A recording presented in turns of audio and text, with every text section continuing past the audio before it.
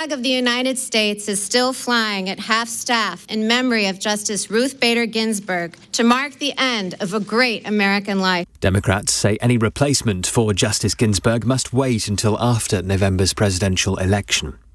And British number one Johanna Konta will play American teenager Coco Gauff in the first round of the French Open later. Andy Murray and Dan Evans will face Stan Wawrinka and Kei Nishikori respectively. Around 1,000 spectators will be allowed into Roland Garros each day to allow space for social distancing. And the weather dry for most with some good sunshine today. A few showers in eastern parts of the UK, a high of 14 Celsius. From Global's newsroom, I'm Thomas Watt.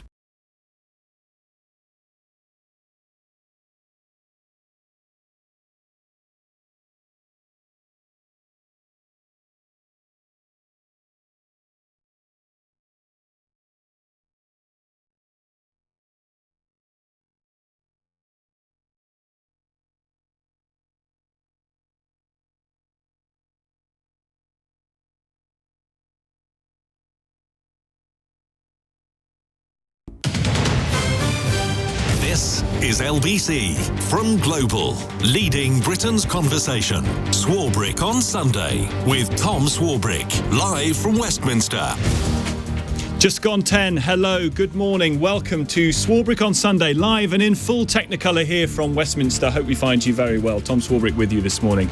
Coming up on the programme in the next half hour, the Secretary of State for Digital, Culture, Media and Sport, Oliver Dowden. He'll join me live. Concerns growing about the new NHS coronavirus app, its usefulness or not. Astonishingly, you can't register NHS tests or ONS tests on this app. There's concern too that these QR codes that are required by law in shops aren't being placed. We'll speak to Mr. Dowden. His shadow, Labour's Joe Stevens, is on the programme too.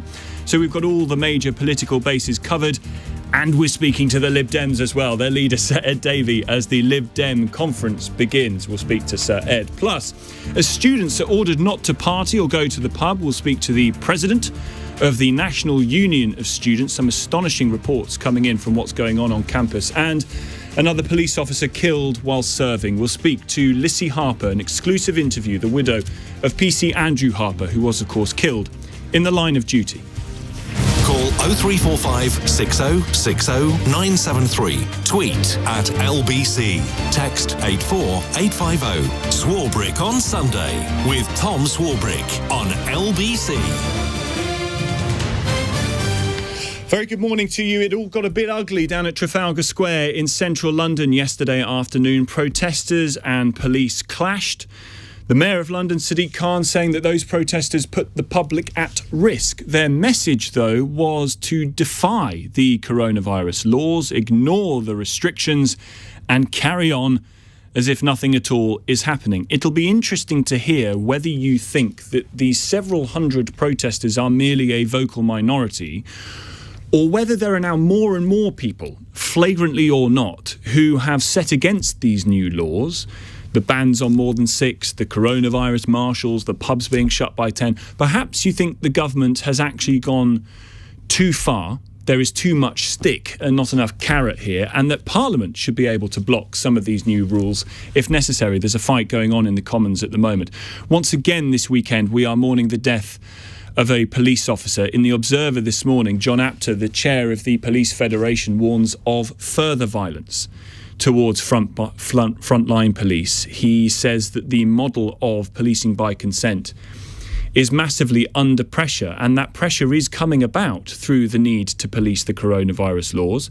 The statistics suggest that 45% of you think that the laws should go further, and yet just 18% of people properly self-isolate when symptomatic. Even fewer bother when they are told to by track and trace. Why do you think that apparent gap exists? What explains that gap? And could the government be doing more to help people self-isolate and follow the rules? Or is it just the case that you can't legislate for morons. 0345 6060 973. You can text 84850. You can tweet at LBC. You can, of course, comment on Facebook and YouTube, where you can watch us live as well. Let's kick off the programme by speaking to Sir David Lidington this morning, former Chancellor of the Duchy of Lancaster under Theresa May, her de facto deputy chair too of the Royal United Services Institute, a think tank on international defence and security. Sir David, thank you for coming on the programme this morning. Good to have you with us. I can't see my face. I wonder whether you think... I hope we can see you, Sir David. I wonder whether you think the government is using too much stick and not enough carrot right now, that there are too many restrictions applied in too harsh a way. I wonder whether you think that is actually what is needed.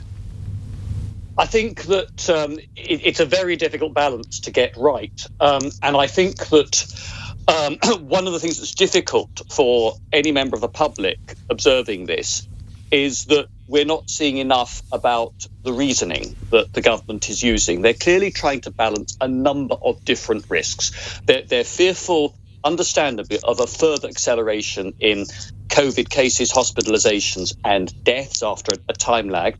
But they've also got to keep the economy going, because we need the revenue coming in to pay for the National Health Service and everything else next year.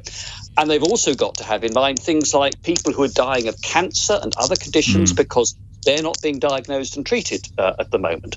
So when the PM made his announcement last week, he talked about being open with Parliament and with the public about the arguments that they were grappling with and about the evidence on which they were making their decisions. What I'd really like to see them do is be more open about this, because I think it's a tremendous stop of public goodwill, but that is being tested.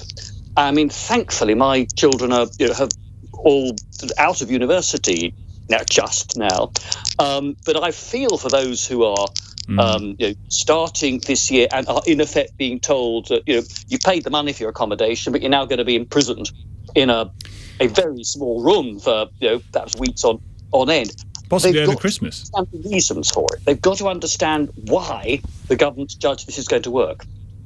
The government might say, well, hang on a minute, we are presenting all the evidence as it comes forward. You had Chris Whitty and Patrick Vallance give this press conference explaining the graphs and the reasons why new measures are needed. You had Boris Johnson do the address to Parliament and then speak to the nation in this video address that he did the other day. What is it that you're wanting them to be more open about? I want them to be open to questions. I mean, I welcome the fact that Chris Whitty and Patrick Vallance gave that briefing. I've worked with both men when I was in government. I have huge respect for them. But I thought it was a mistake that they didn't invite perhaps medical and scientific correspondents along to ask them questions afterwards and to probe further. You want their arguments tested a bit more? I want their arguments tested, and I think that's true of the politicians as well. That's why I think that it is important that Parliament recovers its say in the coronavirus regulations that are changed from time to time. If I was still in the House of Commons, I would be arguing for that. And I think it's quite right that you can't expect senior scientific advisors, civil servants, to answer political questions. But that's why I say don't get the political correspondents in, get the scientific and medical correspondents in, who can ask them sensible, mature questions about the modelling that they're using, the evidence from other countries, the greater knowledge they have compared with the spring about how this virus behaves and how that's affected them. There's still a lot that's unknown, and there's a lot that has changed since the spring. Back in the spring, we were all talking about ventilators, and now the medics have come to the conclusion, actually, that's not, in most cases, the first line of defence you want to employ, even when people are seriously ill. So things change as we know more, but I think it's right there should be testing of the arguments and the evidence as they're put forward. You talk about the need for parliamentary oversight on some of this. I wonder whether you think that is going to hold the government back from making decisions quite quickly if they require Parliament's say-so and a debate and a vote or whatever else is going to be required by parliamentarians, or actually whether your view is that so far we've been ruled a bit too much by government diktat.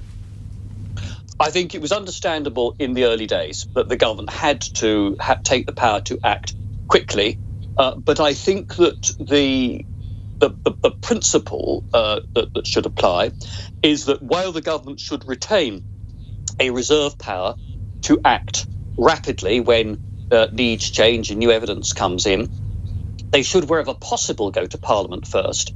And if they have to act ahead of a parliamentary decision, then there should be an obligation to go to Parliament, perhaps within a week or 2 working weeks, in order to get parliamentary approval retrospectively. And why do you think that matters to the public? Why do you think that matters to us? Do you think that will imbue the country with a greater sense of confidence that these measures have been signed off and approved by their elected representative? Yes, I think it means also that members of the public have a chance to ask their elected local MP to put particular questions, particular worries that people have direct to ministers to get reply. It also then means that MPs, if they have voted in favour of a new set of regulations, actually then have some skin in defending those. I think at the moment, right at the beginning of this crisis, Tom, there was huge public solidarity. I mean, like nothing I'd ever seen before, really, in my lifetime, and to a much greater extent than I and many others had expected, people complied. Even the scientists were talking then about, perhaps 75% of compliance is what we'll see. It was over 90% of compliance. That is fraying now. I mean, very obvious, and young people in particular, understandably, are saying we've had enough. A lot of old people are saying, you're asking me to put a year on hold. I might not have another year or many more years. I should take my own decisions and make my own choices here.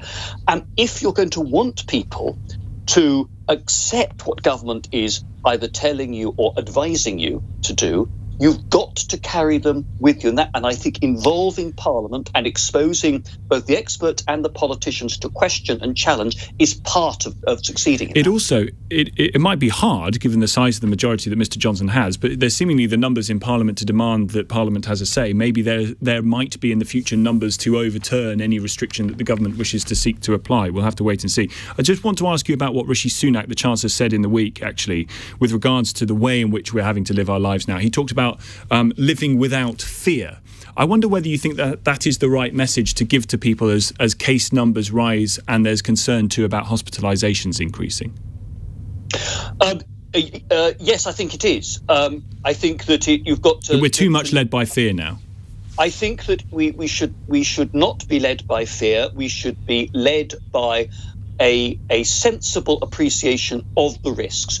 Before COVID, every day, every year, we've lived our lives on the basis that we accept a degree of risk and manage risk in everything we do. When we get behind the wheel of a car, when we cross a road, when we are exposing ourselves to flu and other conditions that can and have killed large numbers in the past. We're taking those decisions, and I think the longer this goes on, and I hope that the vaccines and the treatments do come along, as everybody else hopes, but it may be that we're going to have to live with this virus for many months, possibly for a year or longer, because even getting a virus, one that works, you've again got to manufacture it on mass scale and distribute it and give inoculations to everybody. That takes a long time in a big population. So let me just ask you, David, two questions very, very quickly. The first is regarding a lot of talk amongst parliamentarians, amongst some of your former colleagues, about Mr Johnson himself and whether or not he's going to last another year or whether or not he's going to be replaced. Who would you choose to replace him with?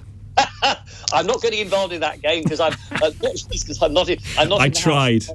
They talk. Of course, you tried, Tom. Perfectly reasonable. But MPs. This is a perpetual sport. I think having worked closely with Theresa May, it was we managed to hang on, and Theresa managed to stay in office. When the hounds were baying for her blood. And that was without a majority. Boris Johnson still has a recent mandate from the electorate. He has a working majority of approaching 90. I think, frankly, I don't see him being dislodged unless he decided at the end of the day he wanted to go.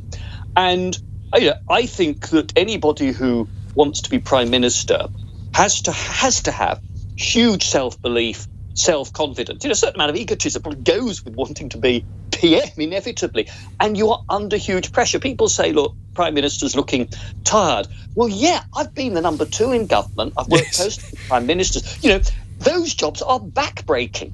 And it's not just the stuff you see, the COVID, the economic crisis, the Brexit negotiation. It's the stuff we don't get to see, that prime ministers are dealing with intelligence briefings, having to take decisions about possible terrorist attacks. Those pressures continue all the time on top of the stuff we see in public.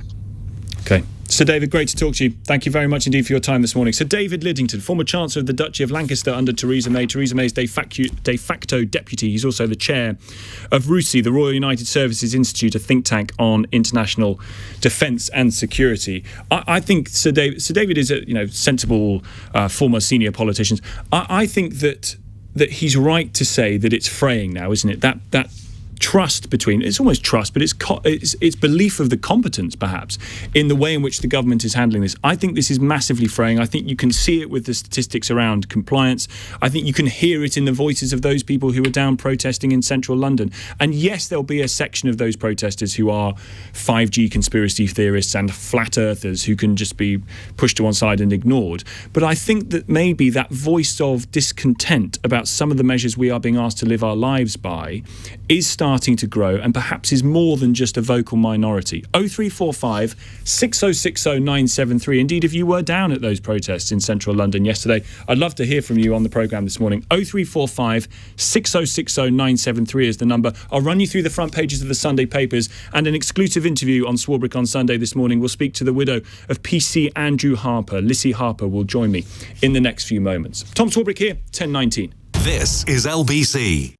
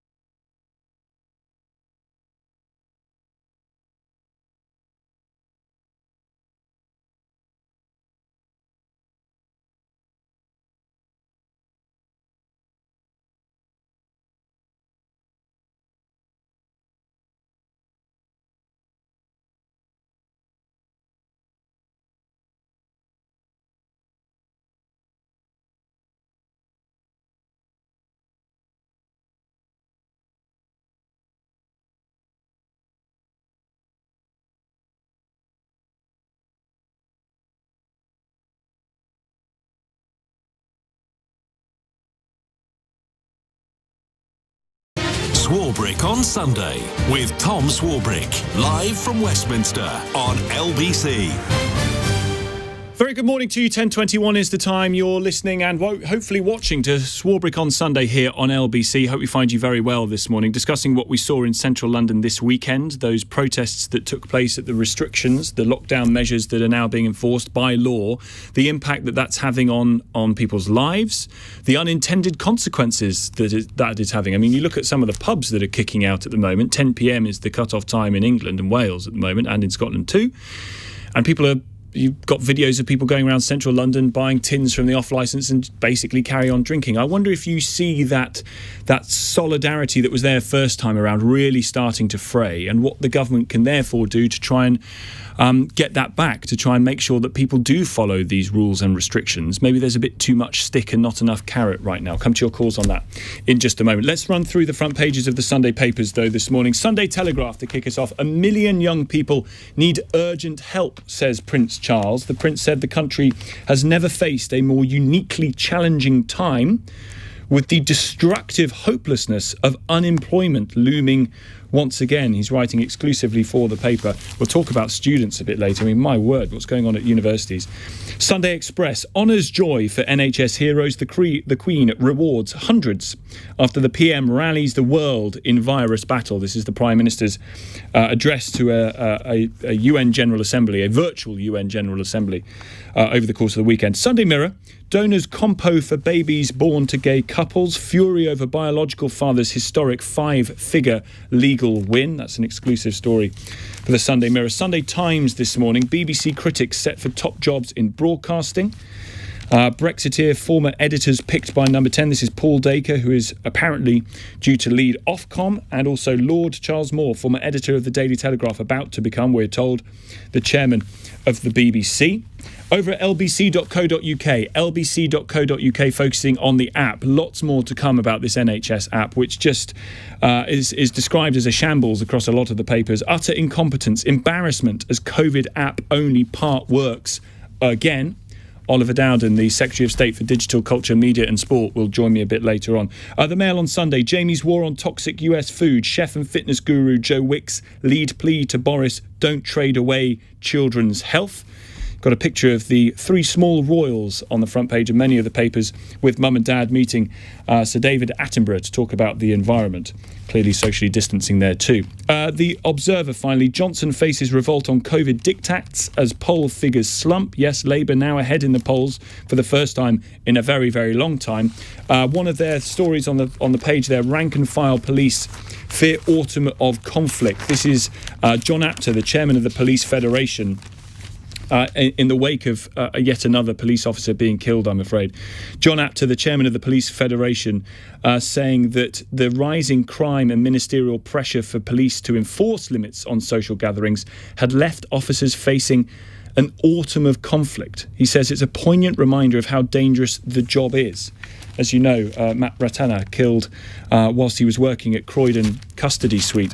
Just the most horrific story, again, of a police officer being killed in the line of duty. I'm afraid it comes just over a year after Andrew Harper, PC Andrew Harper, was killed whilst also serving on the front line for Thames Valley Police. A little earlier this morning, I spoke to his widow, Lissie Harper, and I asked her how she felt when she heard about the death of the custody sergeant.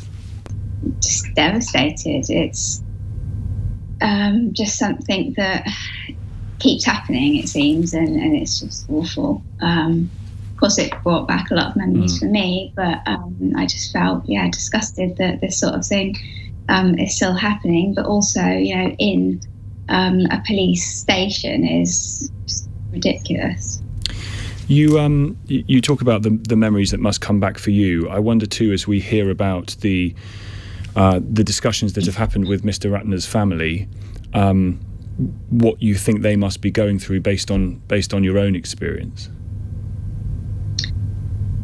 I mean, I imagine they're probably in total shock at the moment, and that's something that will probably not leave them for a long time. Losing somebody anyway is hard, but in this sort of situation when they're at work and they're doing their duty is even harder, I think. And it just makes you feel angry. and disappointed with humanity, I suppose. It's not something you expect. I wonder what advice you would give, or whether there is good support for the families who have lost police officers, particularly in the line of duty, as you say. Yeah, I mean, there is a lot of support. I'm sure the force the Met will be giving them that as well. But also, the COPS charity and Widowed and Young is one that's given me a lot of support. But I think that if I could say anything to them, it would be that you can get through this and things will start to ease, and it's going to be a hell of a journey. But the country is there to support them as they have been with me. As you say, the support from the country is there. The support from senior politicians and political figures is there too. When it comes to the specific of your campaign, I wonder if you could remind us again of what it is you're actually demanding for, the specifics of what it is you're demanding. So Harper's Law will be its own conviction. So that will mean, it doesn't matter if it's manslaughter or murder. If somebody is found guilty of killing a police officer, nurse, doctor, paramedic, or prison officer as a result of a crime that they've committed, then they will face a life sentence. And does that mean that there is a carve out for the killing of a blue light officer, whether it's a police officer or a paramedic? Because some of the criticism of the demand is that you're creating a two-tier system, that the life of a police officer or a paramedic is somehow worth more in the eyes of the justice system than the life of somebody who doesn't perform in that role. What would you say to that? Well, that's absolutely not what I'm saying at all. No life is worth more, and certainly not that of a police officer or other emergency worker. But the sad fact is that these people, in their jobs every day, face danger and risk much, much more, and they need the protection. And not only will this give them, the protection if the worst should happen, but also hopefully act as some kind of deterrent. There needs to be consequences to these criminals who intend to hurt emergency workers. So, it's not about their lives being worth more. It's merely about, let's make this change for our heroes that we're not appreciating. There's been lots of talk, and again it's in the papers today actually, about the risks that police officers are facing, the difficulty of the job that they've got with the coronavirus laws as they are, and perhaps some of the response that we're now seeing to those laws. How much do you worry that actually what we're seeing is greater violence towards police, and it's only going to carry on and increase over this difficult time? I think, as time has gone on, for years and years, it's getting worse. And not just for police, but also, paramedics are getting attacked. And there's this constant kind of outcry, really. Why do you think that is? Why do you think people seemingly go out of their way to attack emergency service workers? I think the respect is gone for these people, and we're not realising that they do a lot for us, and if we need them, then that's who we'll turn to. And sadly, as I said before, there's no consequence to these actions at the moment. Do you think that respect might come back or be garnered more easily if more police officers had tasers or firearms? That's a whole other subject. I personally, they should have tasers. Yes, I think all police officers. Yes. Yeah. But whole other ball game. No. But I think that's a question that is coming, and actually, I whenever we talk about it on LBC, I think the overwhelming majority of people think it's about time that if police officers want one, if they go through the training and if they pass the training, absolutely they should get one. Yeah. Even not necessarily to use it, but to have that there for people to be like, oh no, I need to stop because I'm going to get hurt, is huge. Just finally on the campaign, you've seen the Home Secretary Priti Patel, I think, a couple of times now. What do you think, based on your conversations with her and what the Prime Minister has said, what do you think the chances are of seeing your campaign, Harper's Law, brought onto the statute book? I think the chances are very good, and I intend to keep going until I get there. And the support I've had from them is really encouraging, and I intend to, continue that way and gathering support from, cross-party, and eventually we will get there. We'll get there. Lissie Harper, the widow of PC Andrew Harper, speaking to me exclusively here on Swarbrick on Sunday. Interesting, her thoughts about tasers there. As you heard, I wonder whether you agree, actually, that more and more police officers should be able to access tasers in order to try and protect themselves as well as other people, to be honest. 0345 6060 973 is the number. Loads to come on the programme this morning. We'll speak to Labour. Joe Stevens is going to join us. And after the news headlines, the Secretary of State for Digital, Culture, Media and Sport, Oliver Dowden, is going to be on the programme. Lots around about this NHS app. I mean, it's out there, but whether it works or not, we'll put that to the Secretary of State about why it is you can't seemingly register NHS tests or ONS tests on the app that is meant to try and police our new normal. 0345 6060 973. Tom Swarbrick here, Swarbrick on Sunday, 10:32. News headlines now. Thomas Watts. Ministers are facing calls to promise students they'll be able to return home over Christmas, despite outbreaks of COVID-19 on campuses. The leader of Scottish Labour has asked the human rights watchdog to investigate the rules in some halls of residence. A glitch preventing some test results being logged on the NHS COVID-19 app in England has now been fixed. People screened in NHS hospitals or Public Health England labs can now request a code to record their status.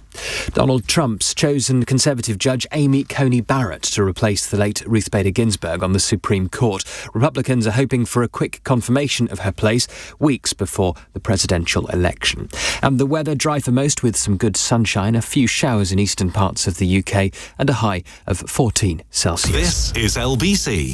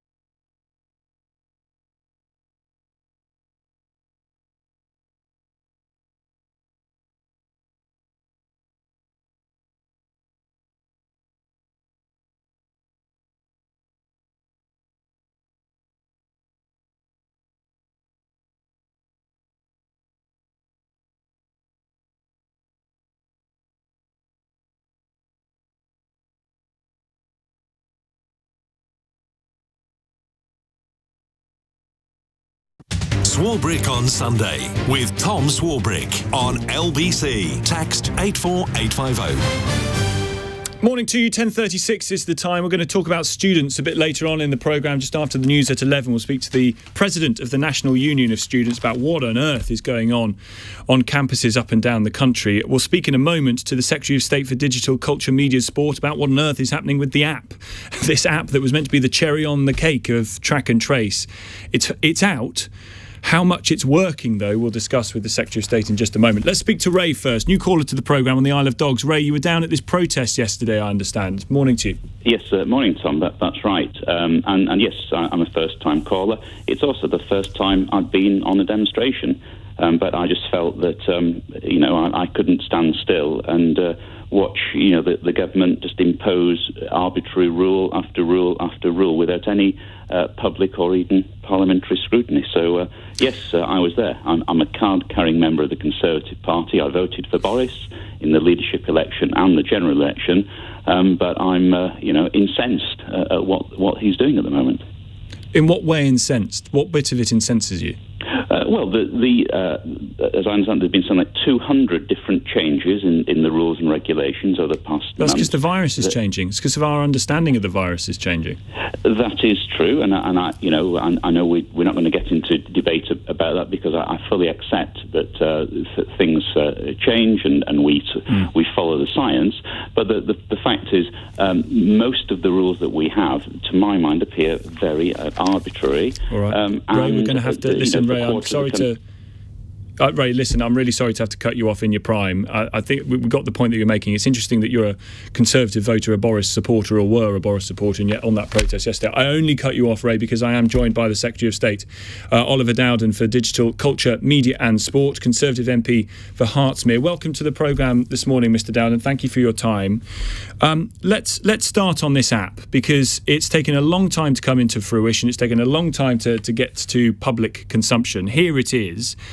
And yet you can't register tests from the NHS or Public Health England with it. How come it's been launched with that bug still there?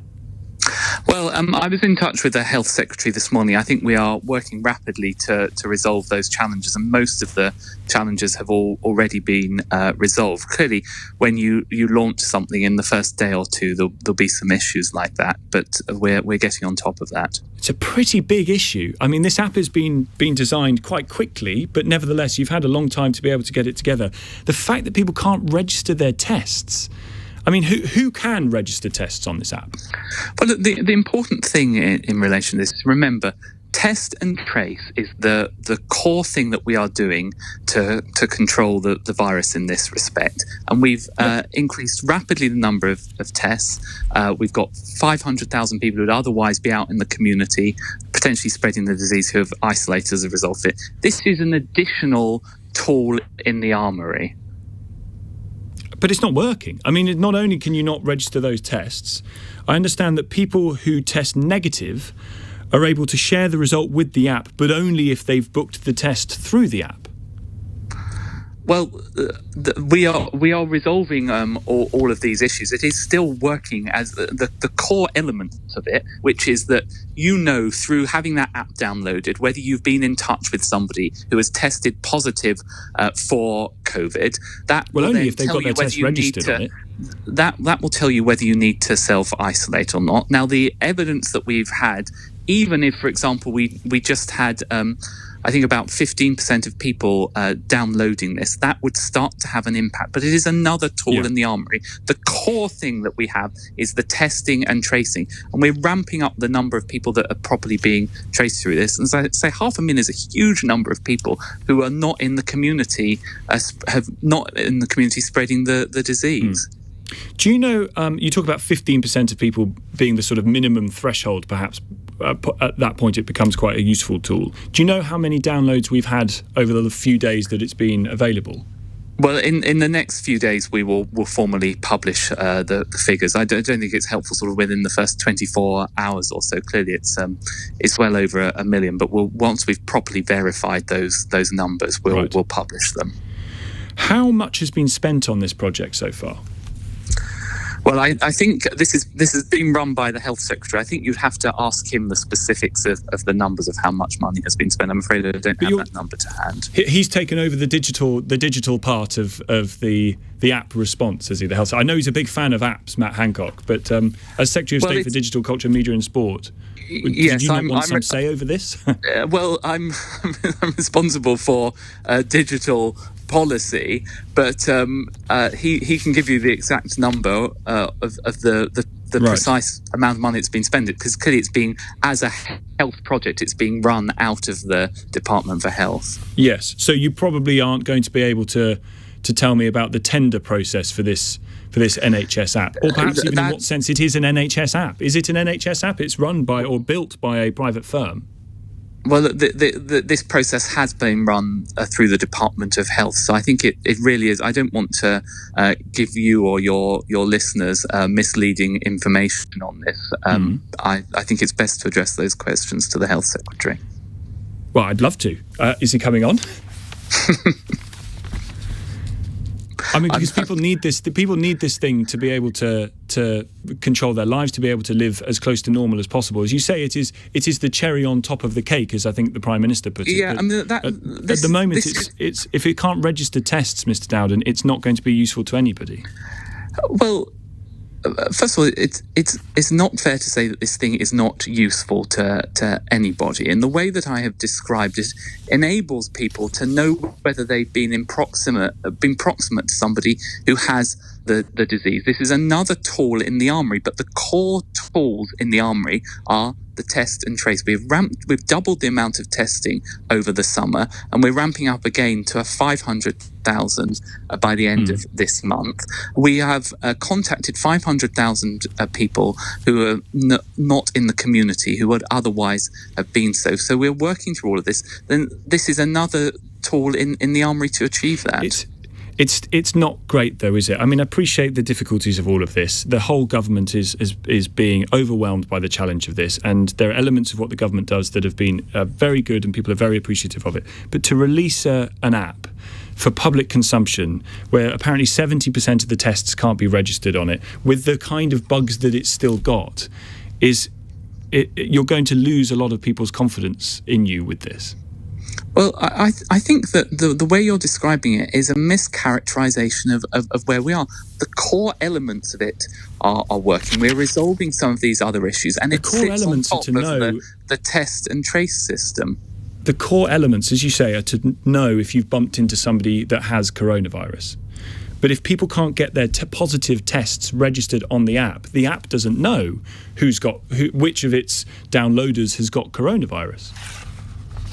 Well, there is the capacity to upload those tests. There have been a few teething problems with it, which are being resolved. But it is undoubtedly helping people through this, because it enables you to have that ability to know whether you've been in close proximity to someone who has it. Let me ask you about the front page of the Sunday Times and the people that are being suggested for these top jobs in the broadcast world, whether it's Ofcom or the BBC. What experience qualifies Paul Dacre to run Ofcom? Well, look, first of all, I think people are getting a little bit ahead of themselves in relation to this.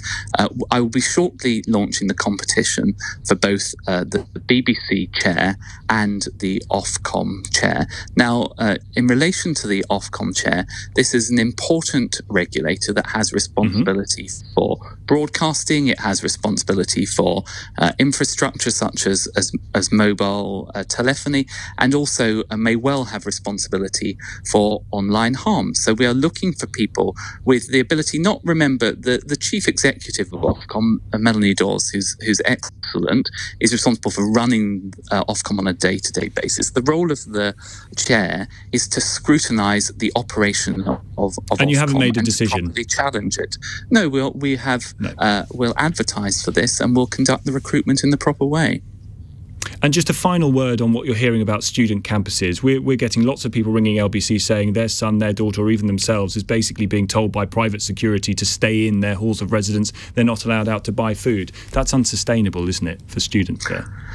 Well, look, we've published very clear guidelines for how universities should operate. And I think everyone in universities, indeed up and down the country, needs to play their part by observing the rules, whether that's the hands, face and space, or the rule of six, and and in this situation, self-isolating where appropriate. But I think everyone needs to get behind the effort on this. And I've been rather disturbed by Labour appearing to play politics with this. If you look at what Kate Green said about letting no crisis go to waste, I don't think this is the appropriate way to deal with this. We want our young people to go to university. We made a conscious decision to prioritise education. We've got most kids back to school. We want them back to universities. But of course, this is not normal times.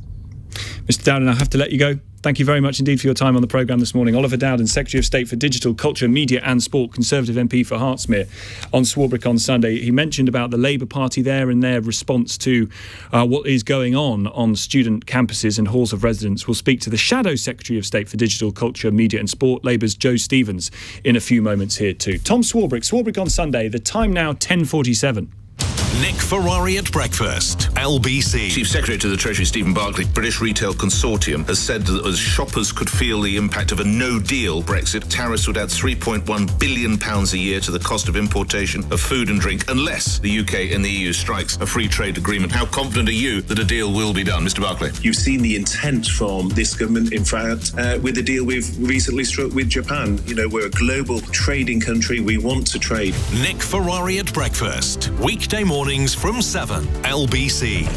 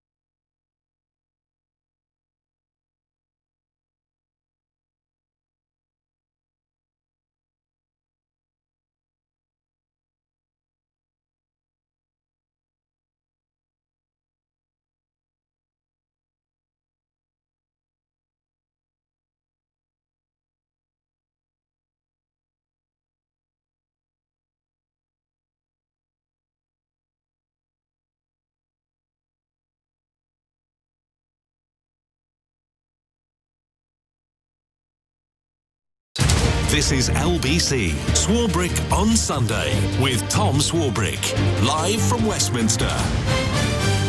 Morning to you. 10 to 11 is the time. We'll speak to Joe Stevens, the Shadow Secretary of State for Digital, Culture, Media and Sport, in just a moment. Let's have a word quickly, though, with Steve, who's in Wood Green this morning. Hiya, Steve. Good morning, Tom. How are you? You okay? I'm well, sir. Tell us about the restrictions as they currently are and how they impact you. Firstly, I'm pretty upset myself that I couldn't actually make it yesterday, but I know lots of my friends. You may ask me, why would you want to attend? The reason is... This is to Tom, the protest. Sorry, Steve, this is to the protest, right? This is to the protest, yeah. And I know roughly about 20 to 30 families which went from North London. The reason being is, my personal story is, I'm seeing my parents slip before my eyes. I mean, my mother's 76, my father's 82, and, father's suffering from depression. They can't come out of the house. They don't want the grandchildren. They're scared. They look at the media. I think enough is enough now with all these restrictions. We should be adults about it. Wear masks. Where's it all going to go? I mean, you get a flu, you have to be at home for 2-3 weeks. We are losing the loved ones. I may never ever see my parents. Steve, listen, I understand that people, particularly those in care homes, are facing a really difficult time with this, and it is worrying a lot of people, and then those who are at greater risk. The older you are, of course, I'm afraid, at greater risk. But are you saying then, Steve, just finally, that you want to see all the restrictions lifted, or that face masks are too far? Because a lot of people would argue strongly against that. No, what I'm saying is, we have to be adults about it. This is not going to go away next week, next month. This is going to carry on. We can't be locked down for a month or 2 weeks, then come out again and carry on like a yo-yo.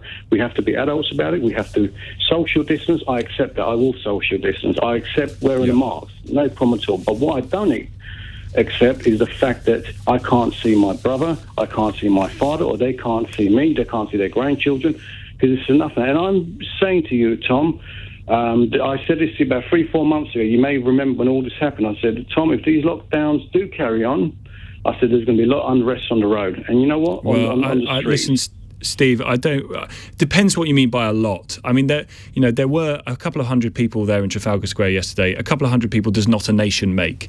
So whether it's a vocal minority, but I do think you're right that there is a tension really starting to come to the surface now with the way that some of these restrictions are applied to people and the impact they're having. Thank you for your call. 0345 6060 973 is the number. More to come in just a moment. Let's speak to Joe Stevens now, Shadow Secretary of State for Digital, Culture, Media, Sport, and of course Labour MP. Thank you for coming on the programme this morning, Joe.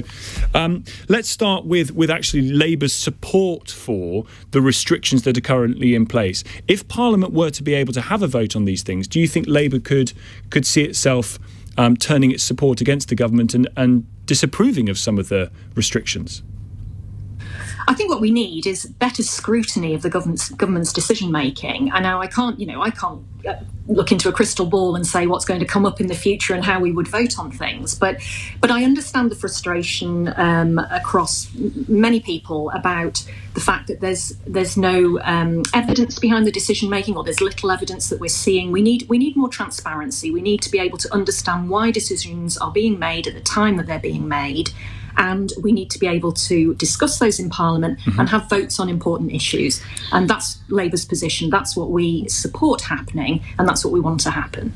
One of the things you say you want to see is a guarantee to students that they can come home for Christmas. That's playing politics, isn't it? I mean, unfortunately, the government can't guarantee that right now. If the government had focused on having an effective test, trace and isolate system in place, which they have had many months to do so, we would not be in this situation where we have huge outbreaks in universities and there's the prospect of students not being able to go home to their families at Christmas. The track and trace doesn't stop the virus. It highlights where it's spread, but there may well still have been these cases happening in universities as people came back. There may be some, but it's a domino effect. If you don't have an effective test, trace and isolate system in place, then people who are carriers of coronavirus are spreading the disease unknowingly and unwittingly, and the infection rates go up. It really beggars belief that we are now 6 months on from the start of this crisis and we still don't have an effective system in place. And we just need some honesty from the government about this. I was listening to your last caller talking about how frustrated he feels.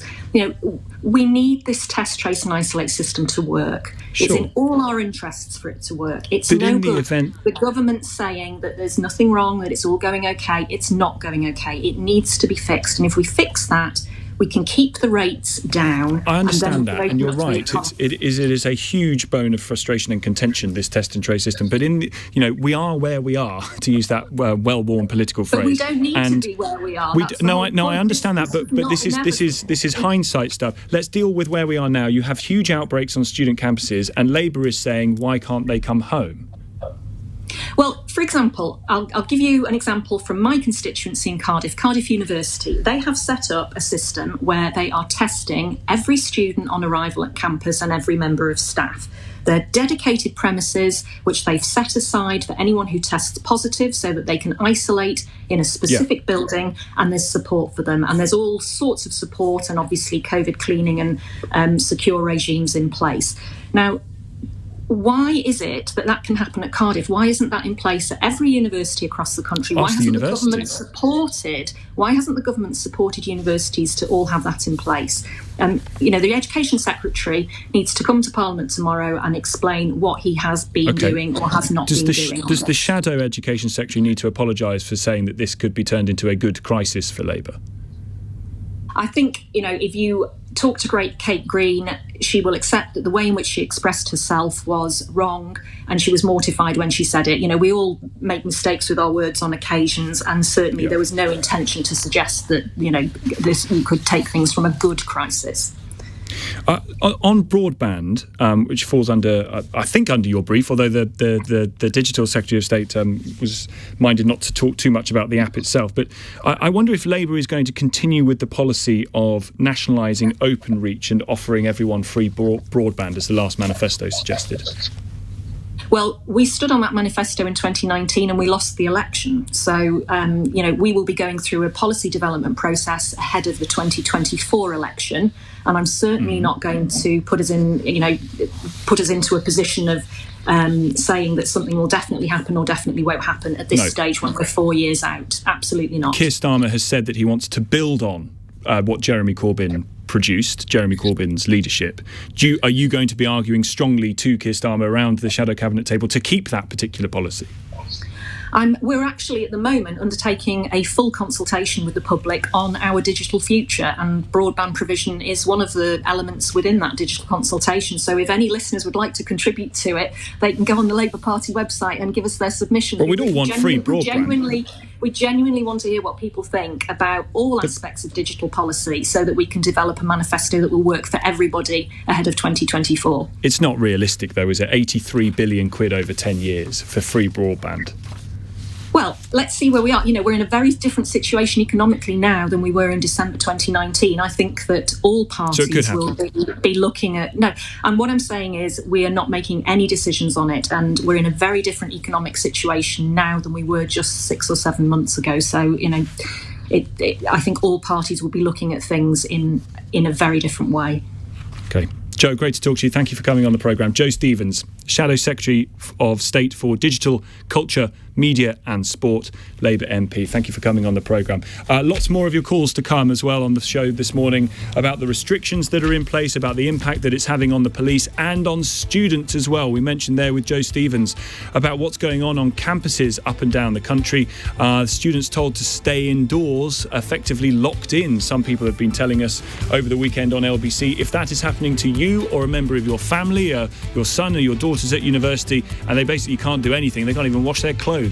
I'd love to speak to you after the news at 11 o'clock. We'll speak to the National Union of Students President. Plus, much more to come on the app, this NHS app, so-called NHS app, that is meant to help try and police our new normal. I wonder if you have had interactions with it and what you make of those interactions. Can you actually log your test on it?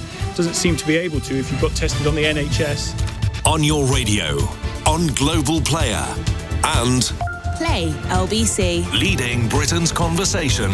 This is LBC. From Global's newsroom at 11 o'clock. The Culture Secretary says all students need to play their part in the fight against COVID-19. Thousands have been ordered to self-isolate after outbreaks of the virus at universities. Labour says ministers should consider pausing the reopening of campuses and promise students they'll be allowed to come home for Christmas. But speaking to Swarbrick on Sunday on LBC, Oliver Dowden has accused the party of playing politics. I don't think this is the appropriate way to deal with this. We want our young people to go to university. We made a conscious decision to prioritise education. We've got most kids back to school. We want them back to university. But of course, this is not normal times. People in Swansea and Cardiff are preparing for the introduction of coronavirus lockdowns from this evening. The rules match those in force in Merthyr Tydfil, Bridgend, Blaenau Gwent, Newport, Rhondda Cynon Taf and Caerphilly. It means around 1.5 million people in Wales will be subject to restrictions. The leader of Swansea Council, Rob Stewart, says the measures are necessary. We've seen an exponential growth in the infection rate in Swansea since last week. We're expected to go above 80 infections per 100,000 when the figures are announced today, and that is significantly different to where we were a week ago. A former editor of the Daily Mail has been tipped to become chairman of the broadcast regulator Ofcom. Paul Dacre is said to be Boris Johnson's preferred candidate for the job. The report in the Sunday Times also says Lord Charles Moore, another critic of the BBC, has been asked to become the corporation's chairman. The Prince of Wales will lead the tributes to fallen police officers later on National Police Memorial Day. The annual service will take place virtually, just 2 days after the death of Sergeant Matt Ratner in South London. Lissie Harper's husband, PC Andrew Harper, was killed in Berkshire last August. She's been speaking to Swarbrick on Sunday on LBC. Losing somebody anyway is hard, but in this sort of situation when they're at work and they're doing their duty is even harder, I think. And it just makes you feel angry and disappointed with humanity.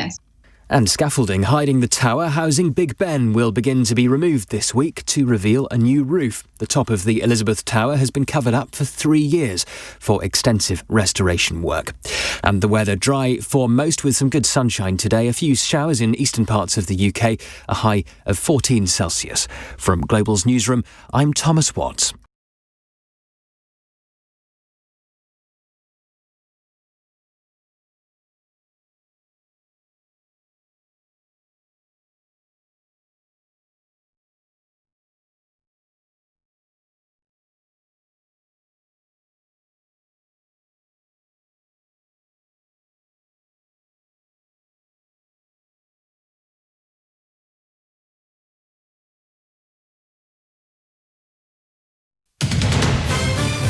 This is LBC from Global, leading Britain's conversation. Swarbrick on Sunday with Tom Swarbrick on LBC. Very good morning to you. 3 minutes past 11 is the time you're listening to and possibly even watching as well. Swarbrick on Sunday here on LBC. Hope we find you very well this Sunday morning. A lot to come on the programme between now and 1 o'clock. We'll speak to SAGE advisor and Professor of Experimental Medicine, Professor Peter Openshaw, about some of the measures that we are having to live by and under and whether they are justified by the science. Sir Ed Davey will join us too, leader of the Liberal Democrats, ahead of as their conference gets underway. Difficult moment for the Liberal Democrats about how and where to pitch themselves. We'll speak to Sir Ed a bit later. And we'll play part of, again, my interview with Lissie Harper, the widow of PC Andrew Harper. Concerns from the police family about not only another death of a police officer in this country, I'm afraid, but also about what the impact of coronavirus is doing to the notion of policing by consent. Concern that is being very, very frayed as a result of the laws that the police are having to actually get us all to abide by. A great concern that policing by consent is going to be lost. And I want to take your calls on the NHS app, by the way. The app that has finally been made public, and yet you can't register 70% of tests. That is just one of the flaws that is involved in that app. We are hoping to speak to the managing director of the NHS app, but I might bring you more on that a bit later on. I think you'll get a sense of how it's going when you hear about the difficulty we've had of getting someone involved in the running of the app on the programme. I want to turn to what's happening with students first, though. Front page of the Sunday Telegraph. 1 million young people need urgent help, says Prince Charles. They need urgent help to protect their futures from the coronavirus pandemic. As he says, the enormous challenges testing society are reminiscent of the 1970s. Writing exclusively for the Sunday Telegraph, He said the young in particular now need urgent help to protect them from the worst effects of the pandemic, and warned society must not let optimism drown beneath a deluge of negative economic news. Imagine hearing that if you're a student stuck on campus somewhere, your halls of residence have basically been boarded up and you've got no access to food. That is what I'm afraid is happening to some students around the country, where these outbreaks have been happening and where they're not able to get even basic measures brought in. Larissa Kennedy joins me in the studio, President of the National Union of Students. Thank you for coming in this Sunday morning. It's a heck of an imposition to go through as a student, away from home, perhaps for the first time, to be told to be put into lockdown. Just give us a sense of the picture around the country as you understand it.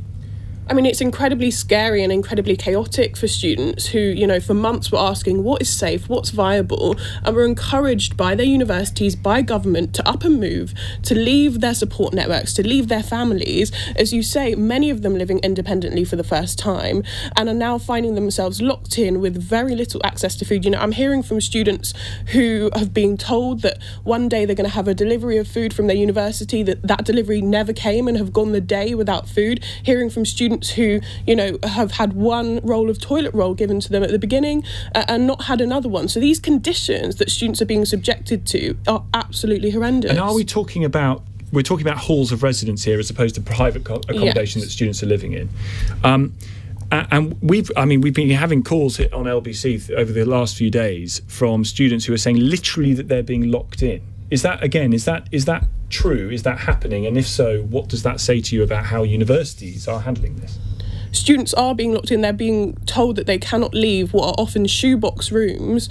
And I think we just need to think about, of course, the physical implications, but also the mental health implications of that. For these students, they're not getting any human contact in some of these cases.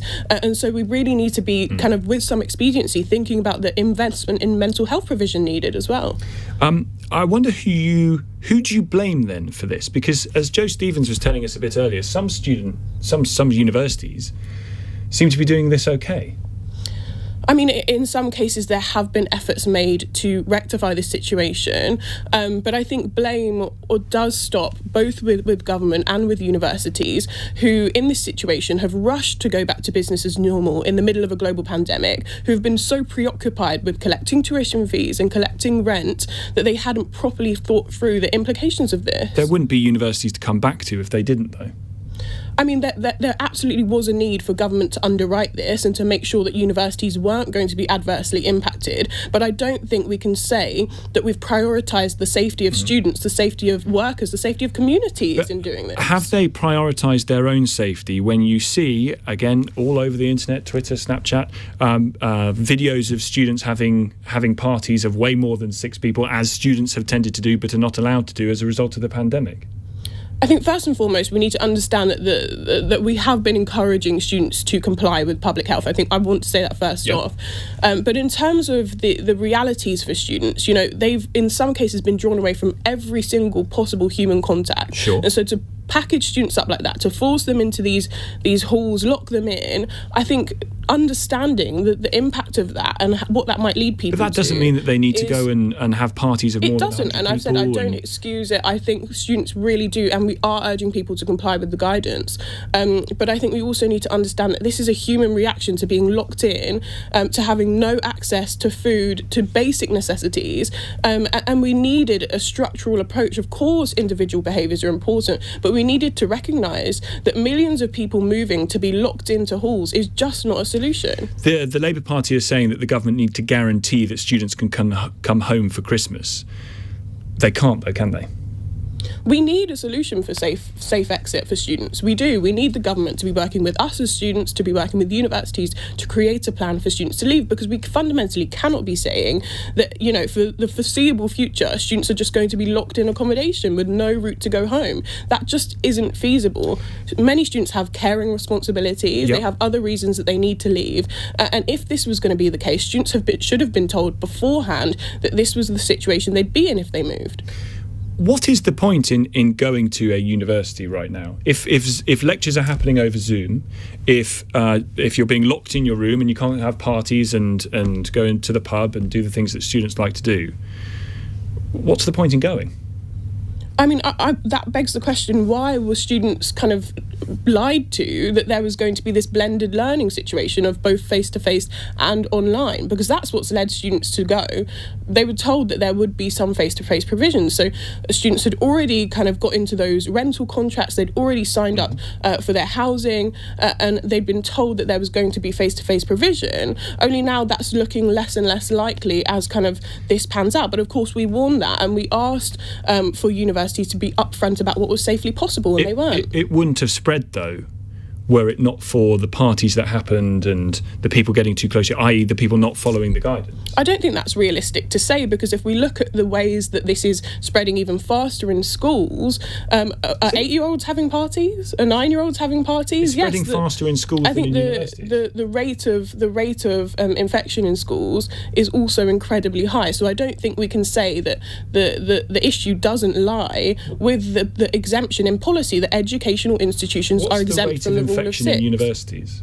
The rate of infection in universities is, of course, high. I'm not a public health expert. I don't have the exact statistics. But of course, this we've is got to be careful about this, because if you're saying that the rate of infection is higher in schools than universities, and we're seeing hundreds of people locked down, how do you know that if you don't know what the rate of infection in universities is? I mean, if you'd told me you wanted the exact number, I could have prepared it in advance. I'm afraid. But listen, Larissa, I appreciate you're not a public health expert, but if you come on and you say the rate of infection in schools is higher than in universities, you must have some understanding of the numbers. Of course, I'm happy to share that with you afterwards. I don't have the exact numbers to hand, to mind, but what I can say is that the important thing here is recognising the policy flaw in saying that educational institutions are exempt with no plan to make that work. What should students do now, do you think? I think that students, we need to be working together to have our voices heard in this moment, so that universities are forced to work with government, so that government are forced to work with universities to create a safe plan for exit, to urgently invest in digital provision so that students can remotely learn, and to urgently invest in mental health provision, because this is going to have an unprecedented impact on compounding the student mental health crisis that existed already. Yeah. Do you think, I wonder again, in your lobbying of what universities should do, the cost of accommodation at universities is very expensive. In the time in which you are asked to lock down, should that cost be covered by universities? That cost should, of course, be covered by universities. It's ridiculous that students are now trapped into contracts when they should never have been forced under the presumption that there was going to be face-to-face teaching anyway.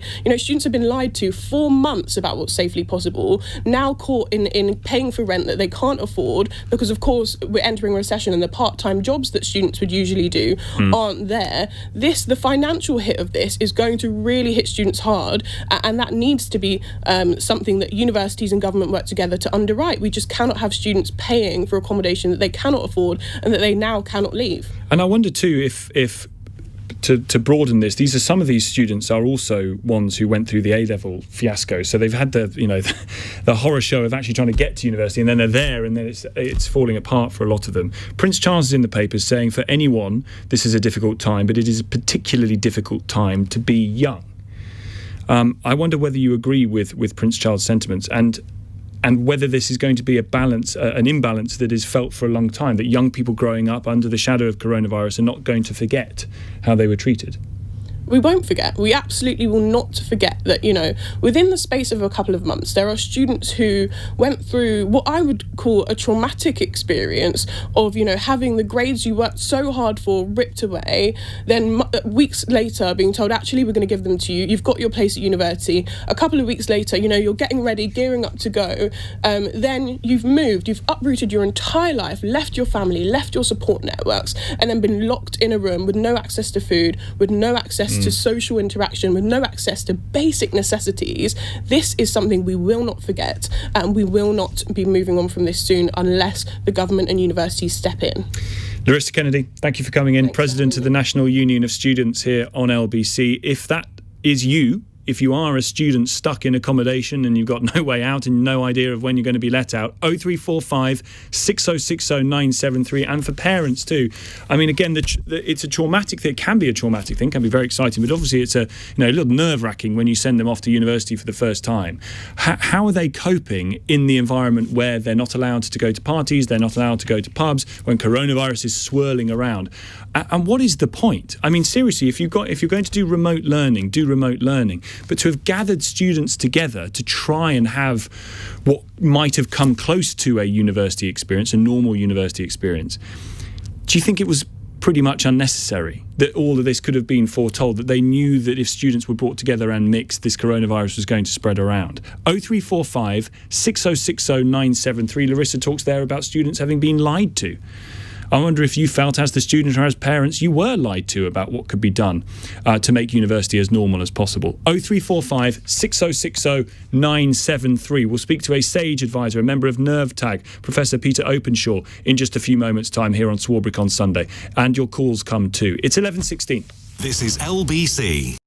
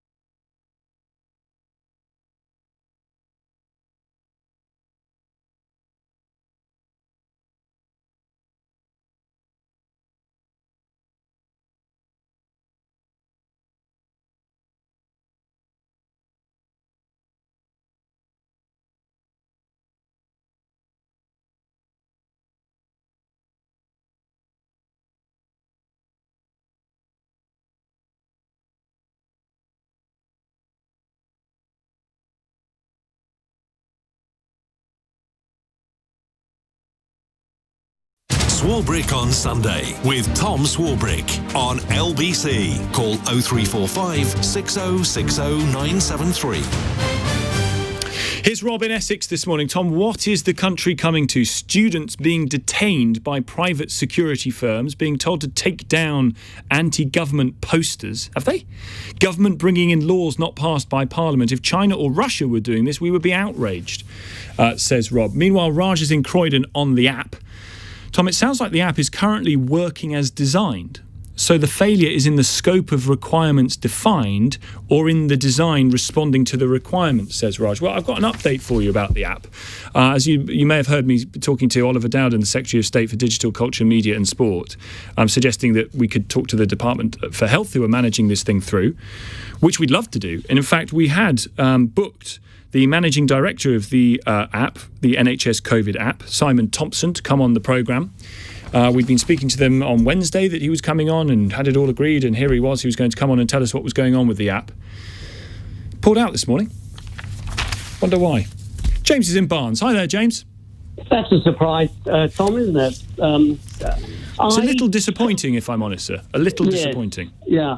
Tom, firstly, as much as I don't agree with all your politics, I would congratulate you on your show, because I think it's a much-needed radio show that at least competes with the TV on the Sundays. So we try our best, James. You try it. But, Tom, seriously, I mean, my kids, thank God, are now no longer at university, but I'm listening to this incredulously and thinking, is somebody having a laugh? scandalous. And I think it's on two levels scandalous that the universities who need money have misled, it seems, the students into thinking that they're going to receive a reasonable standard of learning that would be comparable to the years gone past, bearing in mind that there's a virus. But if I'm listening to that they're being locked in or told that they can't leave, with what power or on what basis? This is not a Stasi state. And if I was the father of kids now, I would say you get your bags and you leave. Finished. Well, do you know what, James? It's interesting. It's interesting you say that. I mean, I did wonder if parents were starting to get in the car to drive up to the part of the country where their son or daughter is and saying, look, we'd rather have you, COVID or not, getting in the car and being driven down. But of course, that would be against the guidance that they're currently living under. James, thank you for the call and for the kind words. 0345 6060 973 is the number. Come to your calls. More of your calls in just a moment. Professor Peter Openshaw joins me live. He is a member of NERVTAG, formerly of SAGE, and a Professor of Experimental Medicine at Imperial College London, former President of the British Society for Immunology. Thank you for your time this morning, Professor. Let's just stick on the students for just a moment. Is there the scientific underpinning right?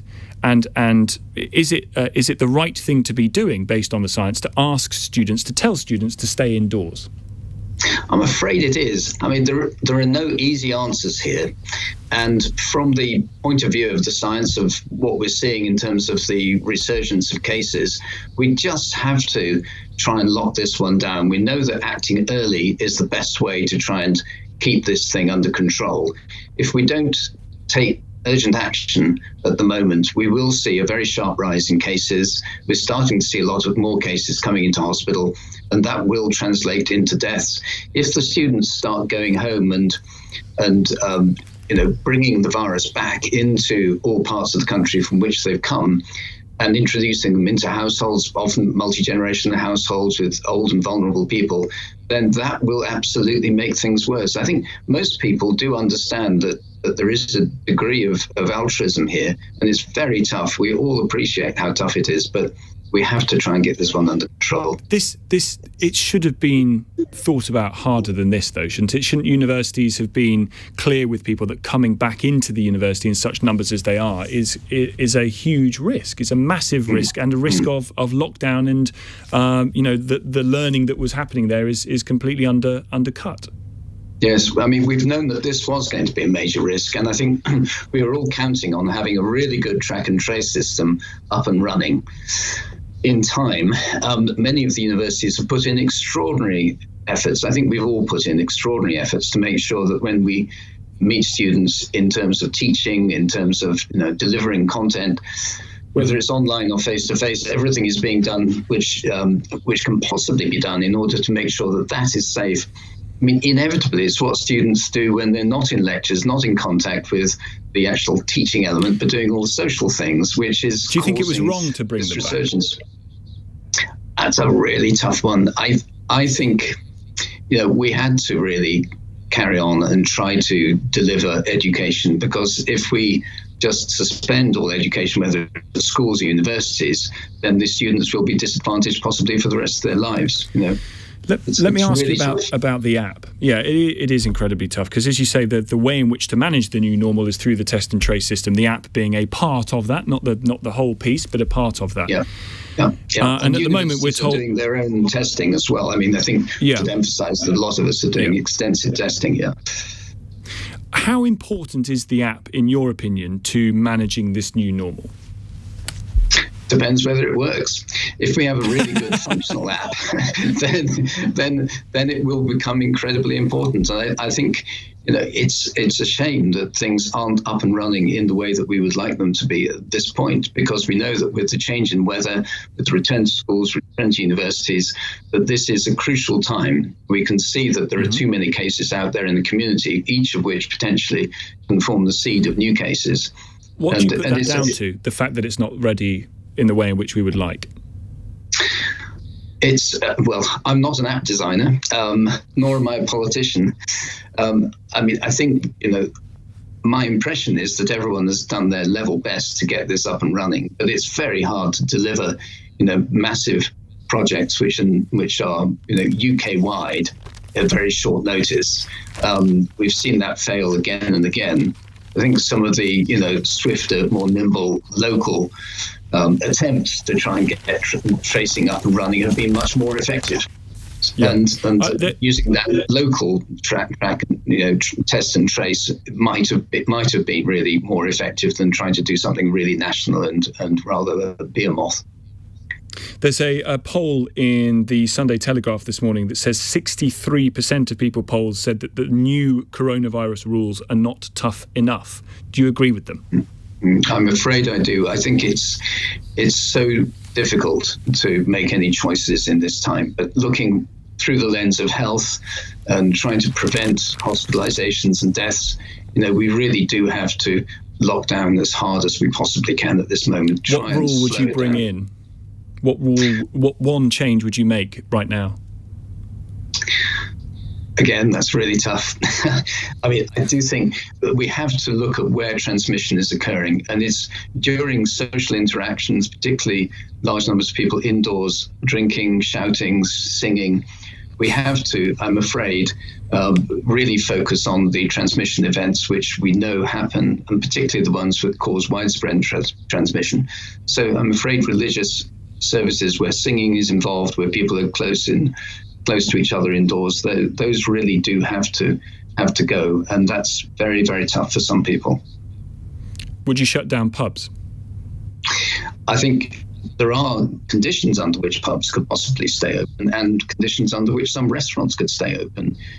But I've been into a pub 2 weeks ago. There was extraordinary strong measures that were being used, and I felt absolutely perfectly safe. But from some of the footage that you see on television of people really not observing social distancing, of people crowding into bars with really none of the measures, it looks horrifying from the point of view of somebody who knows about transmission of disease. And to my listeners who say, we can't take much more of this, we're not going to comply with any more of these types of regulations and these infringements on our liberty, how would you persuade them to do it? I think, the majority of people, I think, actually are behaving quite sensibly and realise that actually we've got to look after not only ourselves but also others, and that although you may not personally feel at risk or you're prepared to take the risk of becoming infected, that will amplify the disease and will put other people at enormous risk, particularly the elderly and people with pre-existing conditions. Professor, really grateful for your time. Thank you. Professor Peter Openshaw, member of NerveTag, formerly of SAGE, Professor of Experimental Medicine at Imperial College London. Let's come back to your calls. Here's George in Battersea this morning. Hi there, George. Hi there. Thanks for taking my call. No worries, sir. So I've just finished my degree, my undergrad, during the summer. So I did that remotely, and now I'm just about to start my master's. And at least from my perspective as a student, clearly education has changed in nature. And I mean, for the majority, my master's degree now, the majority of lectures are pre-recorded. And for the foreseeable future, there isn't any indication that I'm going to be going in person. So from one perspective, I have the monetary side. I don't really feel like getting my money's worth in terms of education, which I think probably speaks to the majority of students. But, reflecting on my first year particularly, I probably didn't have the level of maturity to make the change from, living at home to suddenly living away. And, these new lockdown measures would only, if I can think of myself back in first year of uni, would probably just exacerbate how I was feeling. So yeah, it's very. Do you think, George, that as the president of NUS said, that universities basically lied to students about what might be possible if they were to come back on campus? I think lied's probably quite a strong word. Definitely confused. Right. Definitely confused. I can't say how much they knew or expected, but seeing brothers and sisters or friends who are going to start uni now, they've already spent both the money to actually go to uni, but now they're also, living in accommodation where, in reality, they could be doing it from home. So I don't think lied, but probably just general confusion like a lot of us are. George, thank you. Good luck in your studies. Master's student wondering about whether it's all worth it as part of his spending on a university degree and his master's degree. And I guess it asks a question that many were asking before. Again, with this pandemic, it is sort of accelerating perhaps the trends that were sort of slowly going along anyway. Is it really sustainable that nearly half of all school leavers go to university? And if universities are set to become experiences where you can't go to a party and you can't go and have beers with mates and the learning isn't done in person, it's all on Zoom anyway, what's the point of turning up? Why not just do it from home? And if you're going to do it from home for 3 years... Not sure people are going to commit to that. 0345 6060 973 is the number. 84850 to text. You can tweet at LBC, of course. We'll speak to the leader of the Liberal Democrats, Sir Ed Davey, in the next few moments. Sir Ed, joining us as the Lib Dems begin their party conference. We'll hear from him about who the Lib Dems are trying to appeal to in a few moments' time. Tom Swarbrick here, Swarbrick on Sunday. News headlines now at 11:31. Here's Thomas Watts. A cabinet minister has rejected calls to pause the return of students to university campuses. Thousands are currently confined to their rooms following outbreaks of COVID-19. People in Cardiff and Swansea are preparing for the introduction of new lockdown measures this evening. It will bring the total number of people in Wales under local restrictions to more than 1.5 million. Detectives investigating the death of a police officer in Croydon are now searching 4 crime scenes. The suspect in the shooting of Sergeant Matt Ratner on Friday remains in a critical condition in hospital. And the weather dry for most with some good sunshine today. A few showers in eastern parts of the UK, a high of 14 Celsius. This is LBC.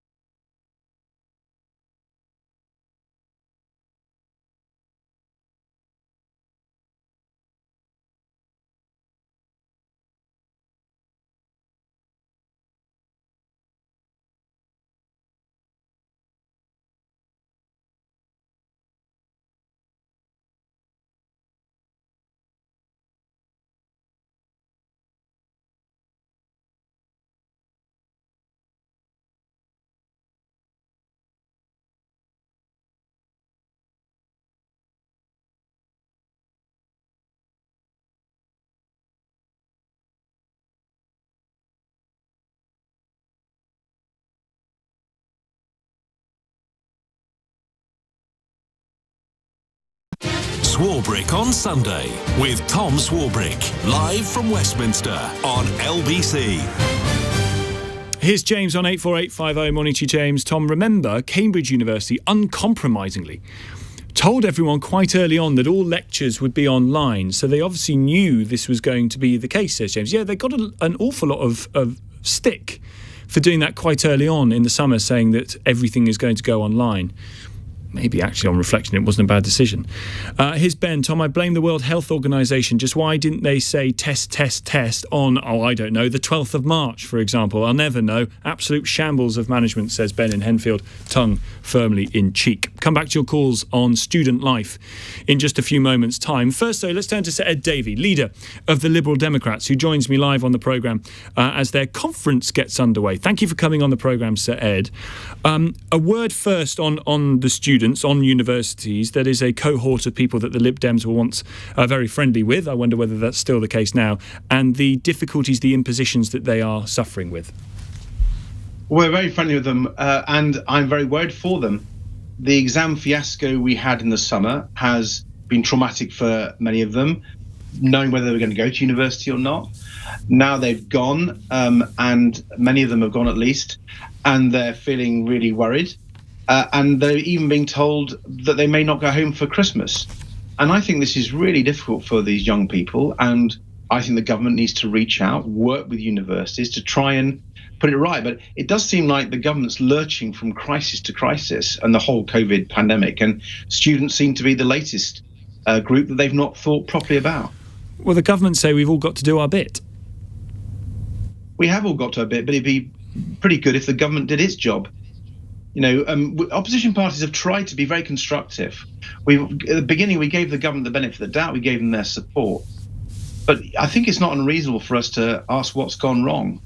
It's increasingly clear that they didn't prepare right, that they acted too late, that they didn't look after our care homes when they said they were going to. Mm-hmm. And the test, tracing, and universities point, the test, trace and isolate, I agree. But on the universities point, some of this is the responsibility of universities, is it not? Well, of course they have to have some responsibility, absolutely.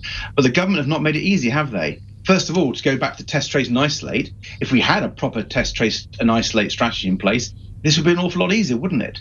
We wouldn't be having to say, or the government wouldn't be saying to students, you may not be able to go home, because they could guarantee the test to make sure it was safe for them to go home. So I'm afraid the government are at the front line. They're the ones who ought to be running these testing policies correctly. They're the ones who created the exam fiasco, not the universities. So they need to be supporting the universities to try to help them, working with them, rather than blaming them. I mean, one of the things that's been so distasteful about this whole government approach, you know, on the exams they blamed Ofqual, they blamed the teachers, they blame everyone else, but they don't take any responsibility. Let me ask you then about the Liberal Democrats. Who is a typical Lib Dem voter now? Who are you appealing to? In your mind's eye, when you see a Lib Dem voter, what do they look like? Oh, we want to appeal to people across the country. I think in recent years we've probably been too narrow, and you know we've had three successive poor general elections over 5 years. And when I took the leadership on, I told the party we need to wake up and smell the coffee. And unless we go and listen to people in their communities across the United Kingdom and listen to them and make sure that our values there are relevant to the problems that they face in their lives, to their hopes and fears, you know, we won't deserve to win them over. Now, we've done that actually pretty well in local campaigning, in local councils' campaigns. They do listen to their community and serve them. But nationally, we've lost our way in recent years, and I want to put that right. How are you going to reach out to Leave voters? Well, first of all, by doing what I'm doing, which is going around the country, meeting them in their workplace, not just Leave voters, everybody. I don't want to divide the country. So earlier on... hang on, Sir Ed, hang on a minute. This is the same Liberal Democrat Party that said that they wanted to get rid of Brexit, that they wanted to stop it, that it should be overturned. Well, I think we've got to look forward, haven't we? And as we look forward, we've got to make sure that we do bring the country together. And in doing that, what you mean is by looking forward, sorry, but what you mean is you hope that voters will forget what the Liberal Democrats said on Brexit. No, I think let's remember back then the country was divided and politics was divided. As we try to go forward, we've got to find a way to bring the country back together, particularly in this pandemic. I mean, this is the biggest health crisis for 100 years. People at the Bank of England said it may be the worst economic crisis for 300 years. People out there not talking about Brexit, they're talking about their jobs. They're talking about whether their business is going to go, their livelihoods. And, you know, if Liberal Democrats and frankly all politicians are going to deserve the respect of the British people. We've got to focus on their concerns, not ours. Mm-hmm. We've got to be where they are. And I am determined. The Liberal Democrats used to do this brilliantly. It was a time when we were seen as a powerful voice and people did get behind us. But I think we have lost our way nationally, and I couldn't be more frank with you, could I? And I'm saying we've got to change that. And that's why I think when I go and talk to people in their communities and their workplaces, what they're saying to me is about jobs and business. What are you doing to help us on that? But just to come back to and I promise we'll leave it where it is for the moment. But people for Leave voters, Brexit was more than just a vote. It was an identity, and to have, as some see it, democracy undermined by people like the Liberal Democrats saying, "Well, we've got to do this again, and we've got to remain," is something that some people are struggling to forget. To be honest with you, you have called people who voted for Leave gullible. I wonder if you regret that. Well, listen, back at the time, it was a very divided country. And I'd have thought people, including yourself, including your listeners, will want to make sure that politicians now are trying to come together. And we're trying to come together because of the pandemic. We've also got to come together on the future relationship with Europe. I mean, I'm very worried that the Prime Minister told people that there was an oven-ready deal, that there was a deal just to be done, that he'd done this great deal back in October. And now the very same person who signed that deal, who told him it was a fantastic deal, is saying it wasn't such a good deal. So and he wants to break it. Absolutely right. Break international law. Right. So therefore, it's not just Leave voters, Sir Ed. It's not just Leave voters. It could even be all Conservative Party voters or people that voted for Boris Johnson who are considered gullible. Well, I'm not saying that. What I'm saying is my job. So the Leave voters were. I'm saying now, as a responsible politician, that my job is to speak up to people wherever they were on those issues. And wherever you were on those issues, the Prime Minister's told us that he got an oven-ready deal. So where is it, Boris Johnson? And, there's a real danger that he'll either go for a no deal or a hard Brexit, a deal that's not very good. And at a time of economic and health crisis, when you sort of don't want to put barriers to trade, barriers to job creation, to saving jobs, he might well agree a deal that actually hurts our economy even more. And, that's why I'm passionate, Liberal Democrats are passionate about. So you're not, would you vote for a future trade deal if one were presented? Well, not if it's going to harm our economy. I've got to make sure that that's a big decision. I mean, I guess you might argue that any future trade deal that isn't the one we have was going to harm the economy in some way, and therefore you wouldn't vote for it at all. Well, I mean, we've got to judge it when it comes, right? You're asking me about a hypothetical. What I'm concerned about is when I go around the country and I see all those people who are worried about their jobs and their businesses because of the coronavirus recession. I want to make sure we're doing everything we possibly can for them. So it's not unreasonable, is it, to be their voice and to say, is this deal going to make it better for the business, more likely that I'll save my jobs, more likely that my livelihood will continue? And by doing that, I think that is the way to bring the country together. My fear is it's the government who are wanting to divide us more. And, I regret the state we're in. I mean, of course, it's awful. And I'm not saying it's easy for the government, but they do seem to be making a bit of a hash of it. They're even making a hash of Brexit, which was their policy.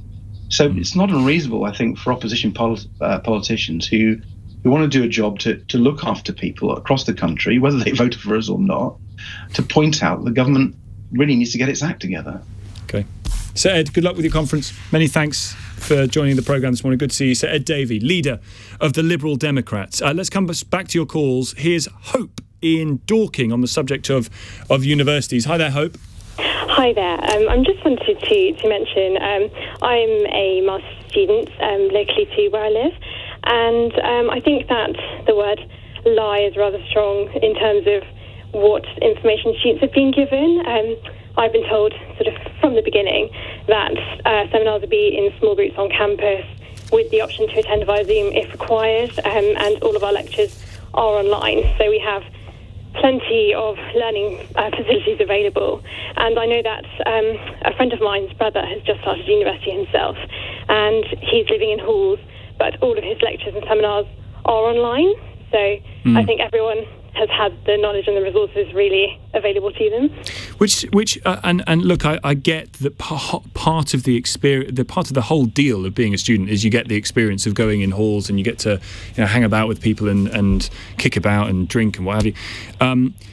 I wonder whether actually the mistake was trying to invite people back now rather than saying, okay, well, until this virus recedes further, you'll have to do it from home.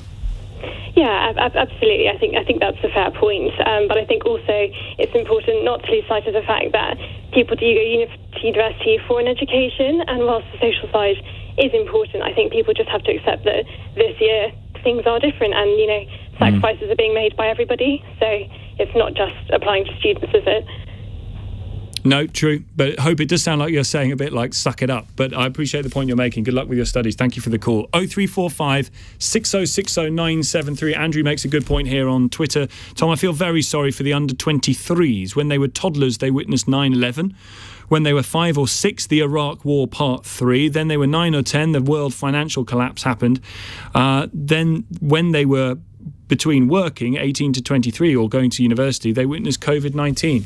It is a very, very tough time. It's a tough time for everybody, but as Prince Charles is saying in the papers today, incredibly difficult if you're a young person. And if you are a young person at university right now, I wonder how you're finding it. 0345 6060 973 is the number. More of your calls in just a moment. Tom Swarbrick here, Swarbrick on Sunday, 11:46. Nick Ferrari at breakfast, LBC. Borrowing now is north of £2 trillion, having risen by an extra all but 250 billion than this time last year. Chief Secretary to the Treasury, Stephen Barclay, which taxes are going up and when? Chancellor will set these issues at the budget, and Treasury ministers don't speculate on taxes. When might we have our next budget, do you imagine? The budget will be this fiscal year. The key issue is we need to get the economy growing, and the best way of doing that was to retain that link between people and their businesses. Nick Ferrari at breakfast, weekday mornings from 7, LBC.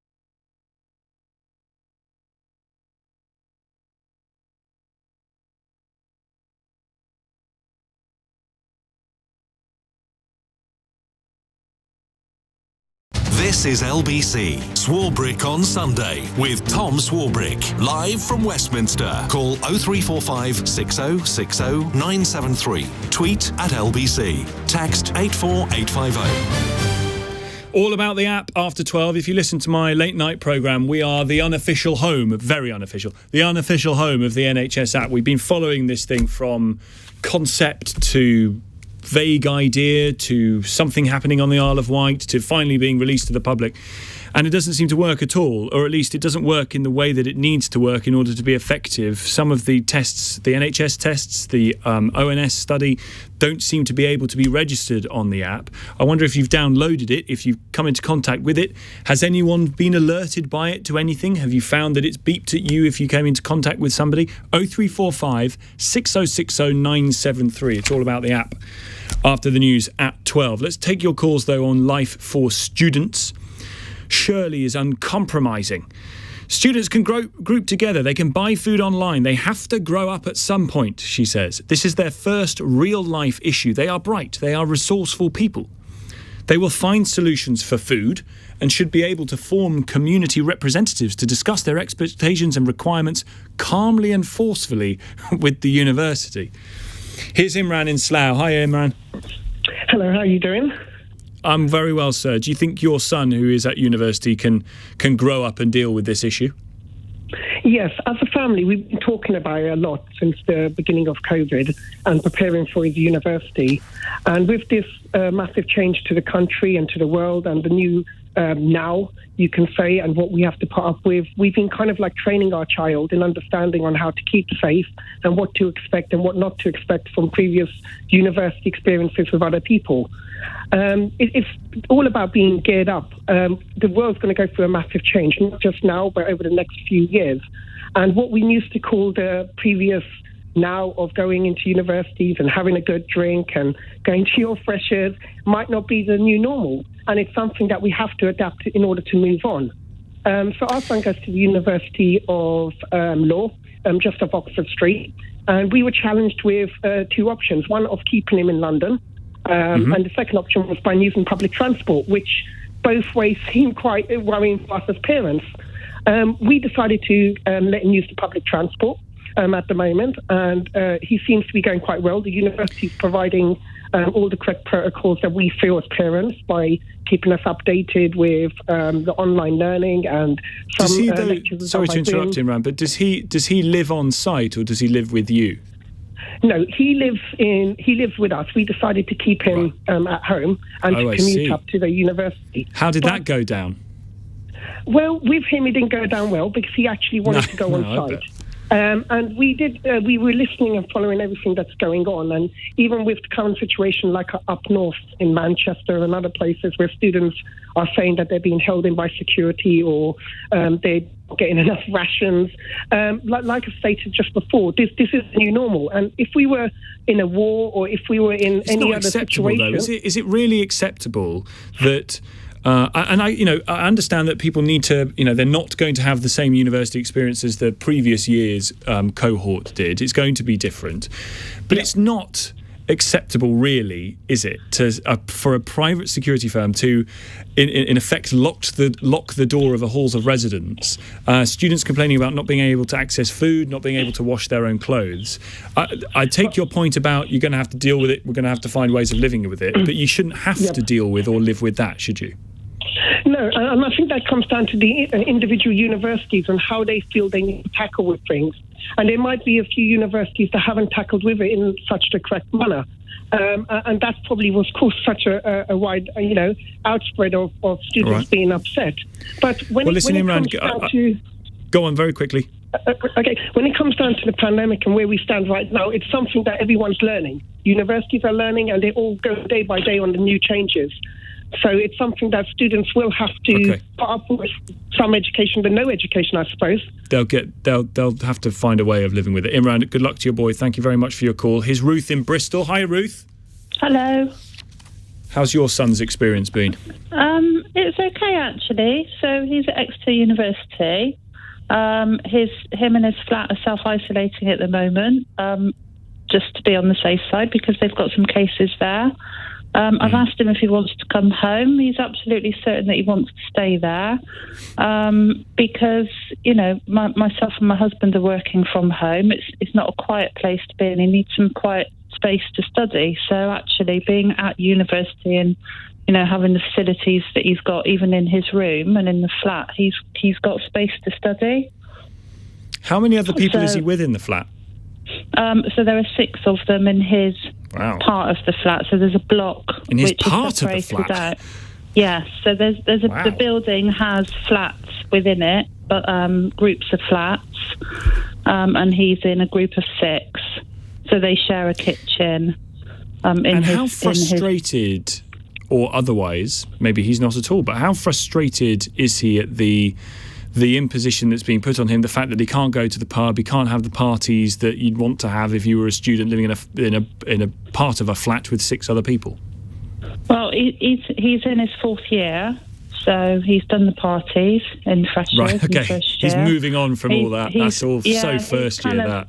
He's concentrating on, getting the best grades that he can in the year that he's in. So his focus is on studying and completing the course. So, well, I hate to say it, but maybe a period of self-isolation and lockdown is no bad thing for him to concentrate and get stuck into the work.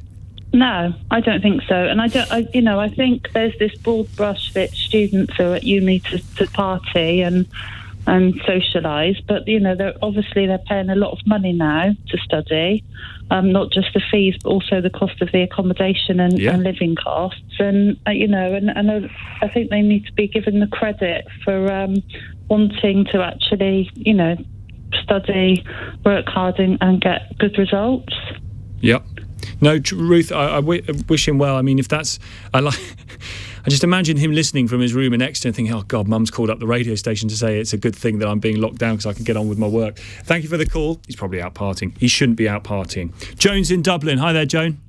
Hello, Tom. I'd just like to say a few things if there's time. Please. I spoke to your controller. What would we call her? The controller, yes. We'll call her the controller for now. She was a controller this morning, but she was excellent and very polite. Good. Yeah, I'm a science-trained nutritional therapist and herbalist. I did 5 years in university, so I have a little bit of an idea. But I don't only want to talk about university students right this moment. I'm also a mother of 4, and I'm a grandmother to 9. 2 of those are at university, and one in Ireland and one in England. I'm still working with patients as a clinical practitioner at the age of 78. So I'm in that vulnerable category. I'm not one bit frightened, but that's what I'm doing. Mm-hmm. My concern is for children of all ages. Not only am I concerned, someone made the point just now about students and what they've lived through and how frightened they must be. I grew up in the 50s. I was frightened of all sorts of things. I lived on an RAF camp, atom bombs and God knows what being put on planes around me.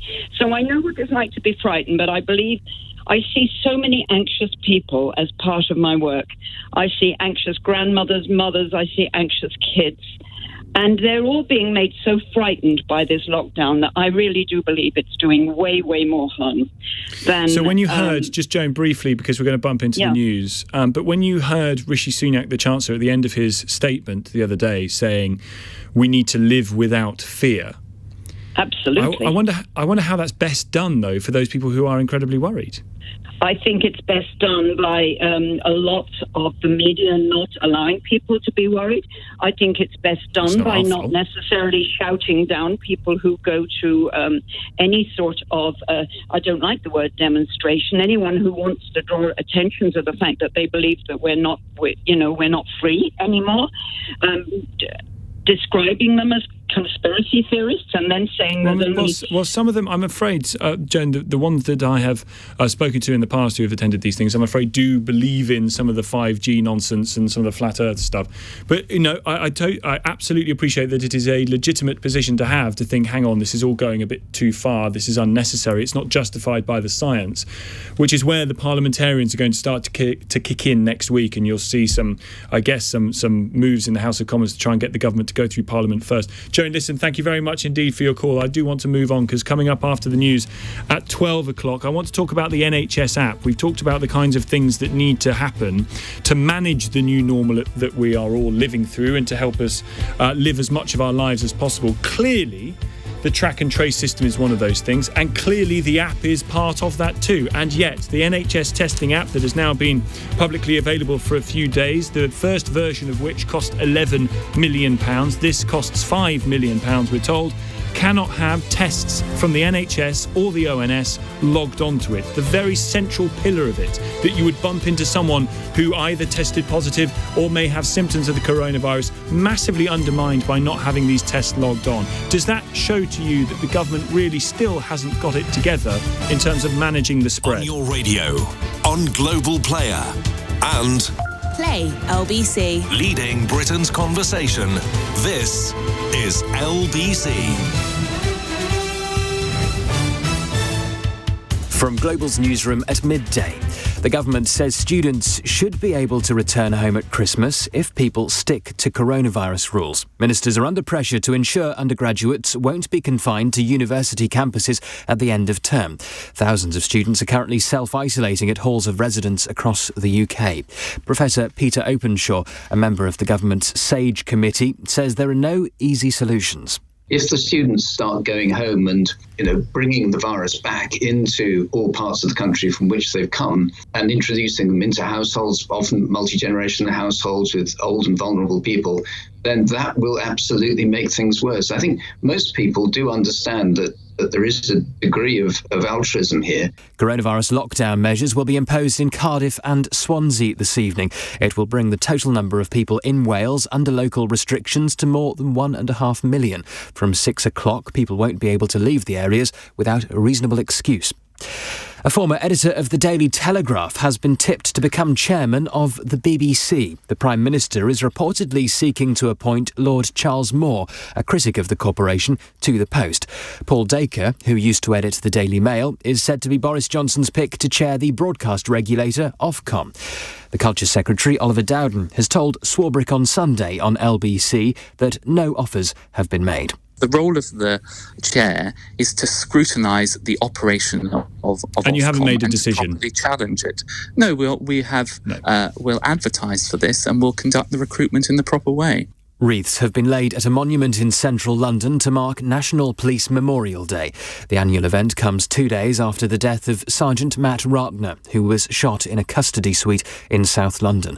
Met Police Commissioner Cressida Dick says he was well loved in the community. People in Croydon and Hackney, for example, remember him so fondly as a really good police officer who, could be very firm and certainly was, very good at investigating crime and arresting people and dealing with antisocial behaviour and that kind of thing, but also was involved in supporting people and helping young people get away from crime. The Prince of Wales will lead tributes to fallen officers at a virtual service this afternoon. And the weather still rather grey in many places, but sunny spells developing through the afternoon. A few showers in eastern areas, a high of 14 Celsius. From Global's newsroom, I'm Thomas Watts.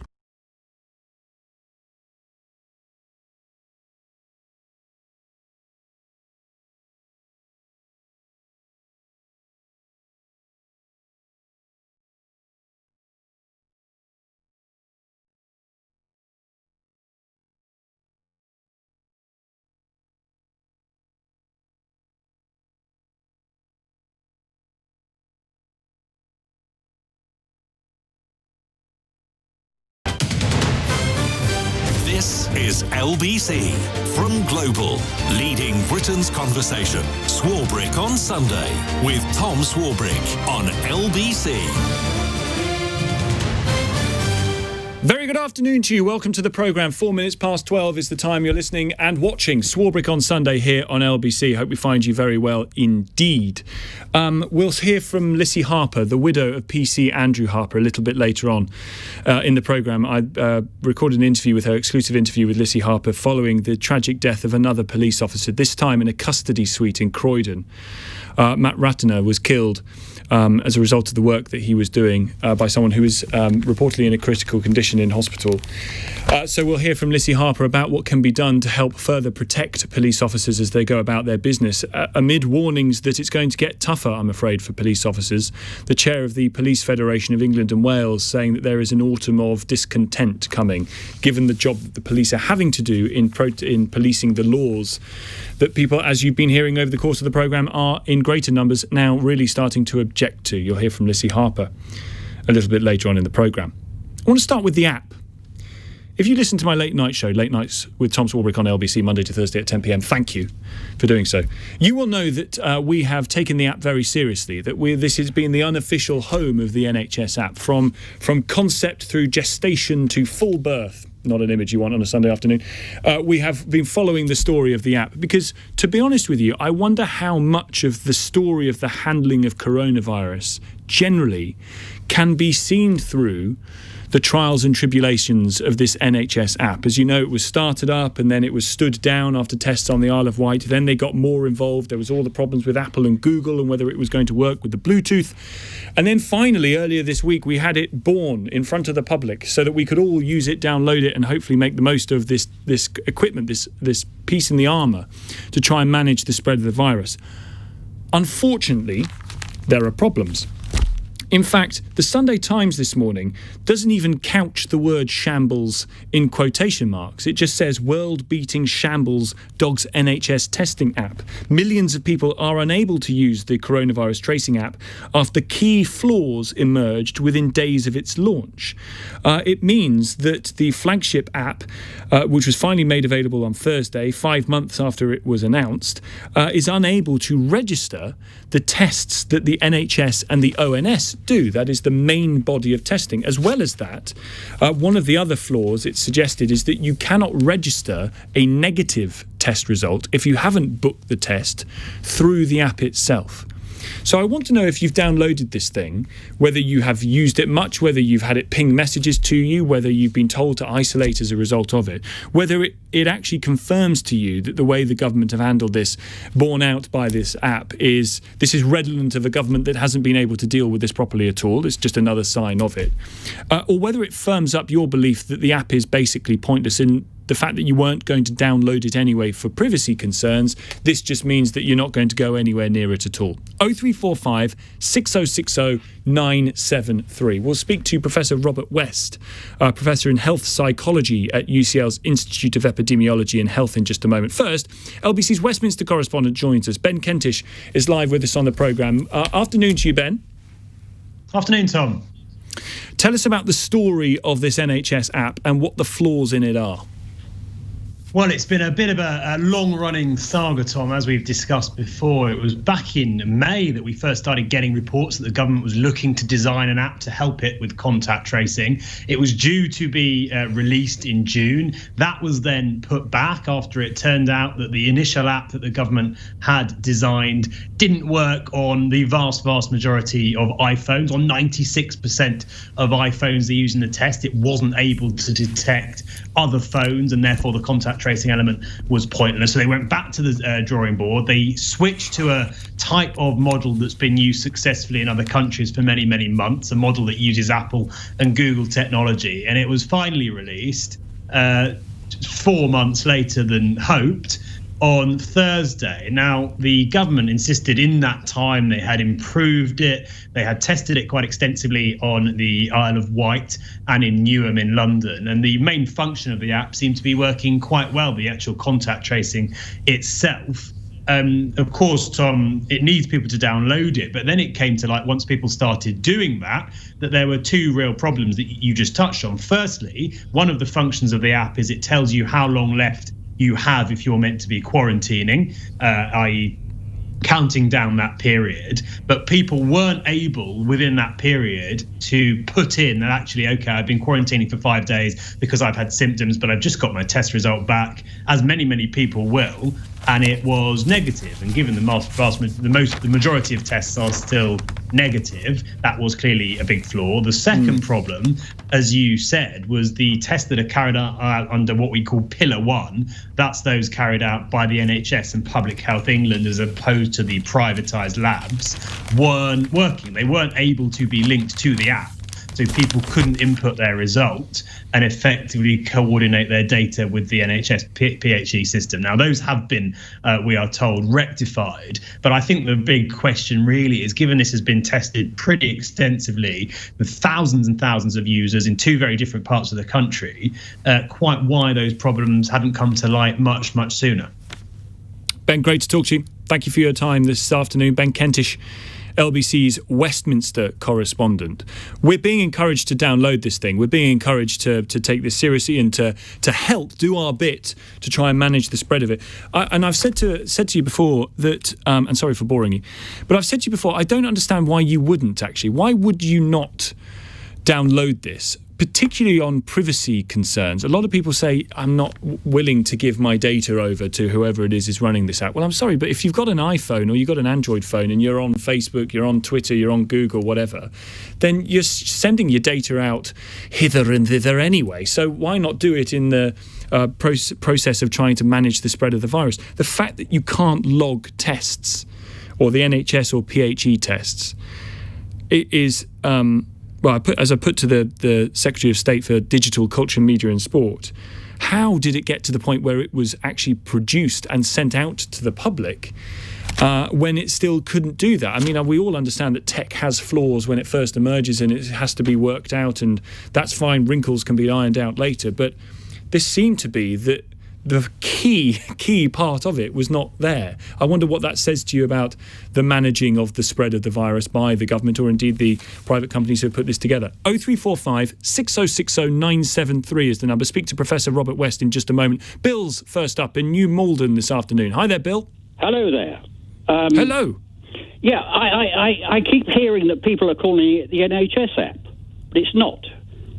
It was produced by Serco and Deloitte. If it was an NHS app, surely they design it so that they could put their own details into it. Bill, I'll be honest with you, I'm not sure it was produced by Serco and Deloitte. There is a company called Zulka, who I'll be honest with you, I hadn't heard of them before, but they are quite a big health tech company, Zulka Engineering, who have reportedly been given something close to £5 million to try and do this.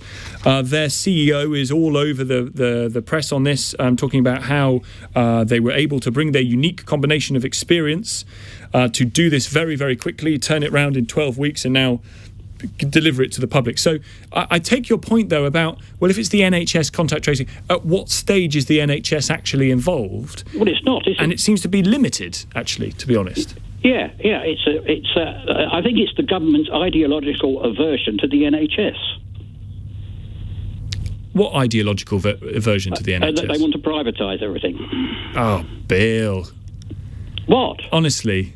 Yes. The idea, I'm sorry, but the idea that any government is going to want to remove the principle of free at the point of use of the NHS is the fastest way out of office possible.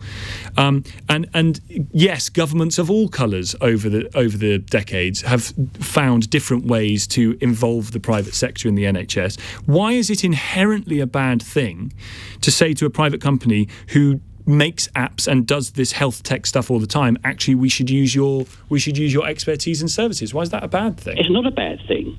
It's not a bad thing, but why did they design it so that only tests from Serco can be downloaded to it? Tests from Serco? Well, Serco's not involved in the testing. They're conducting the test and trace, aren't they? Serco, I don't think are conducting, certainly not anything to do with the app. You've got to think about Serco, Bill. Do you work for a competitor? Oh, no, I'm retired.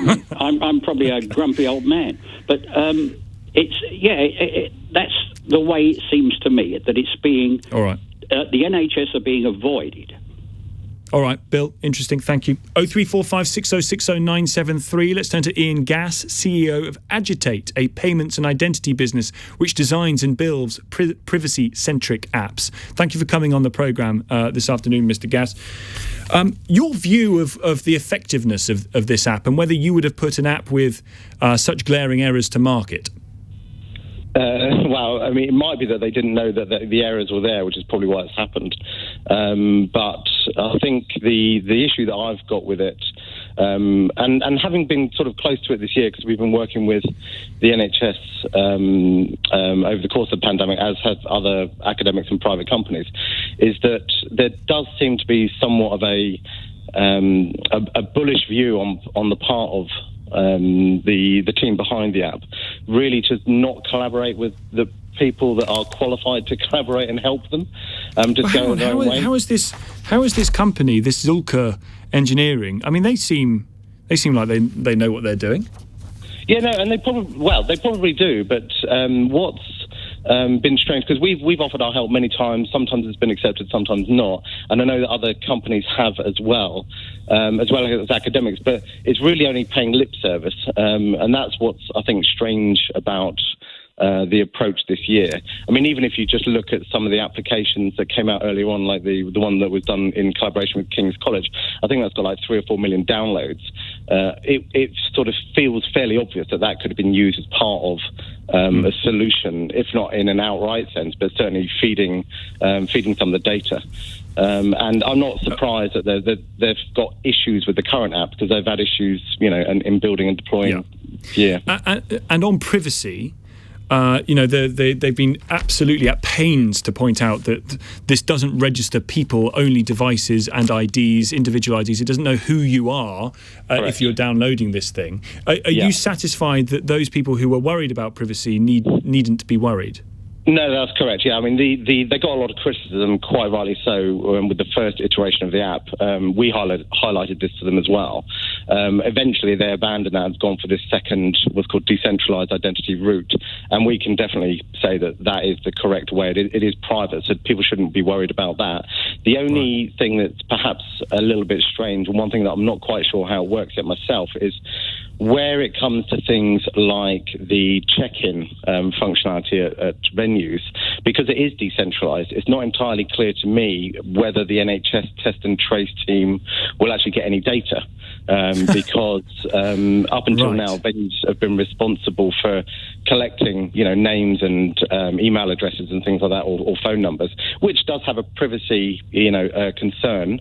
I'm not saying that it doesn't, but what it does mean is that if there is an outbreak, then the NHS Test and Trace team have or should have real data that they can work with, to do and it's funny, Ian. You say, I mean, it's not that funny, but you talk about the fact that it is decentralised now.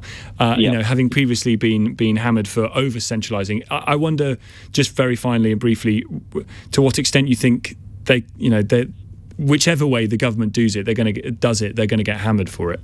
Yeah, I mean, well, the thing with the reason why it needs to be decentralized from a Bluetooth point of view, which is what the app was supposed to do originally, is because if you start walking around, if you don't have a decentralized approach for identity, and your phones are continually pinging each other, then you've got a real privacy problem.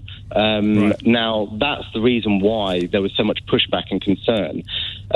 When it comes to more qualitative data sets, like people in a restaurant, I think some of those privacy concerns are slightly less, because it's not like your phone is telling your whole life story effectively. What you've got is just a record that you attended some venue, and I think so the privacy aspects of that sort of situation are slightly different. And there's a number of providers. Yeah, Ian, listen, sorry to cut you off, but we have to leave it there for time reasons. Thank you very much indeed for coming on the programme. Ian Gass, CEO of Agitate, a payments and identity business that builds privacy-centric apps.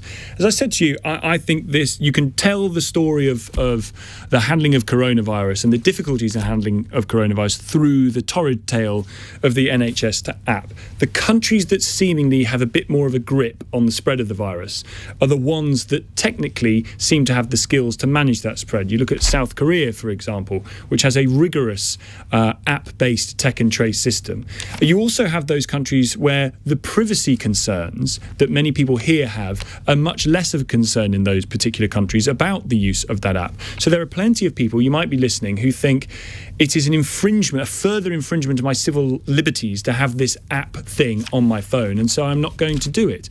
I'm not sure whether that is as much of a concern for people, say, in other parts of the world, South Korea, Singapore, where it is much more mandated, actually, that you need to do these things and follow the government advice. 0345 6060 973. You can text 84850. You can tweet at LBC. Are you still resolutely opposed to downloading this thing? And if you have got this thing on your phone, how much use has it actually been? Come to your calls in just a moment. Tom Swarbrick here, 1219. This is LBC.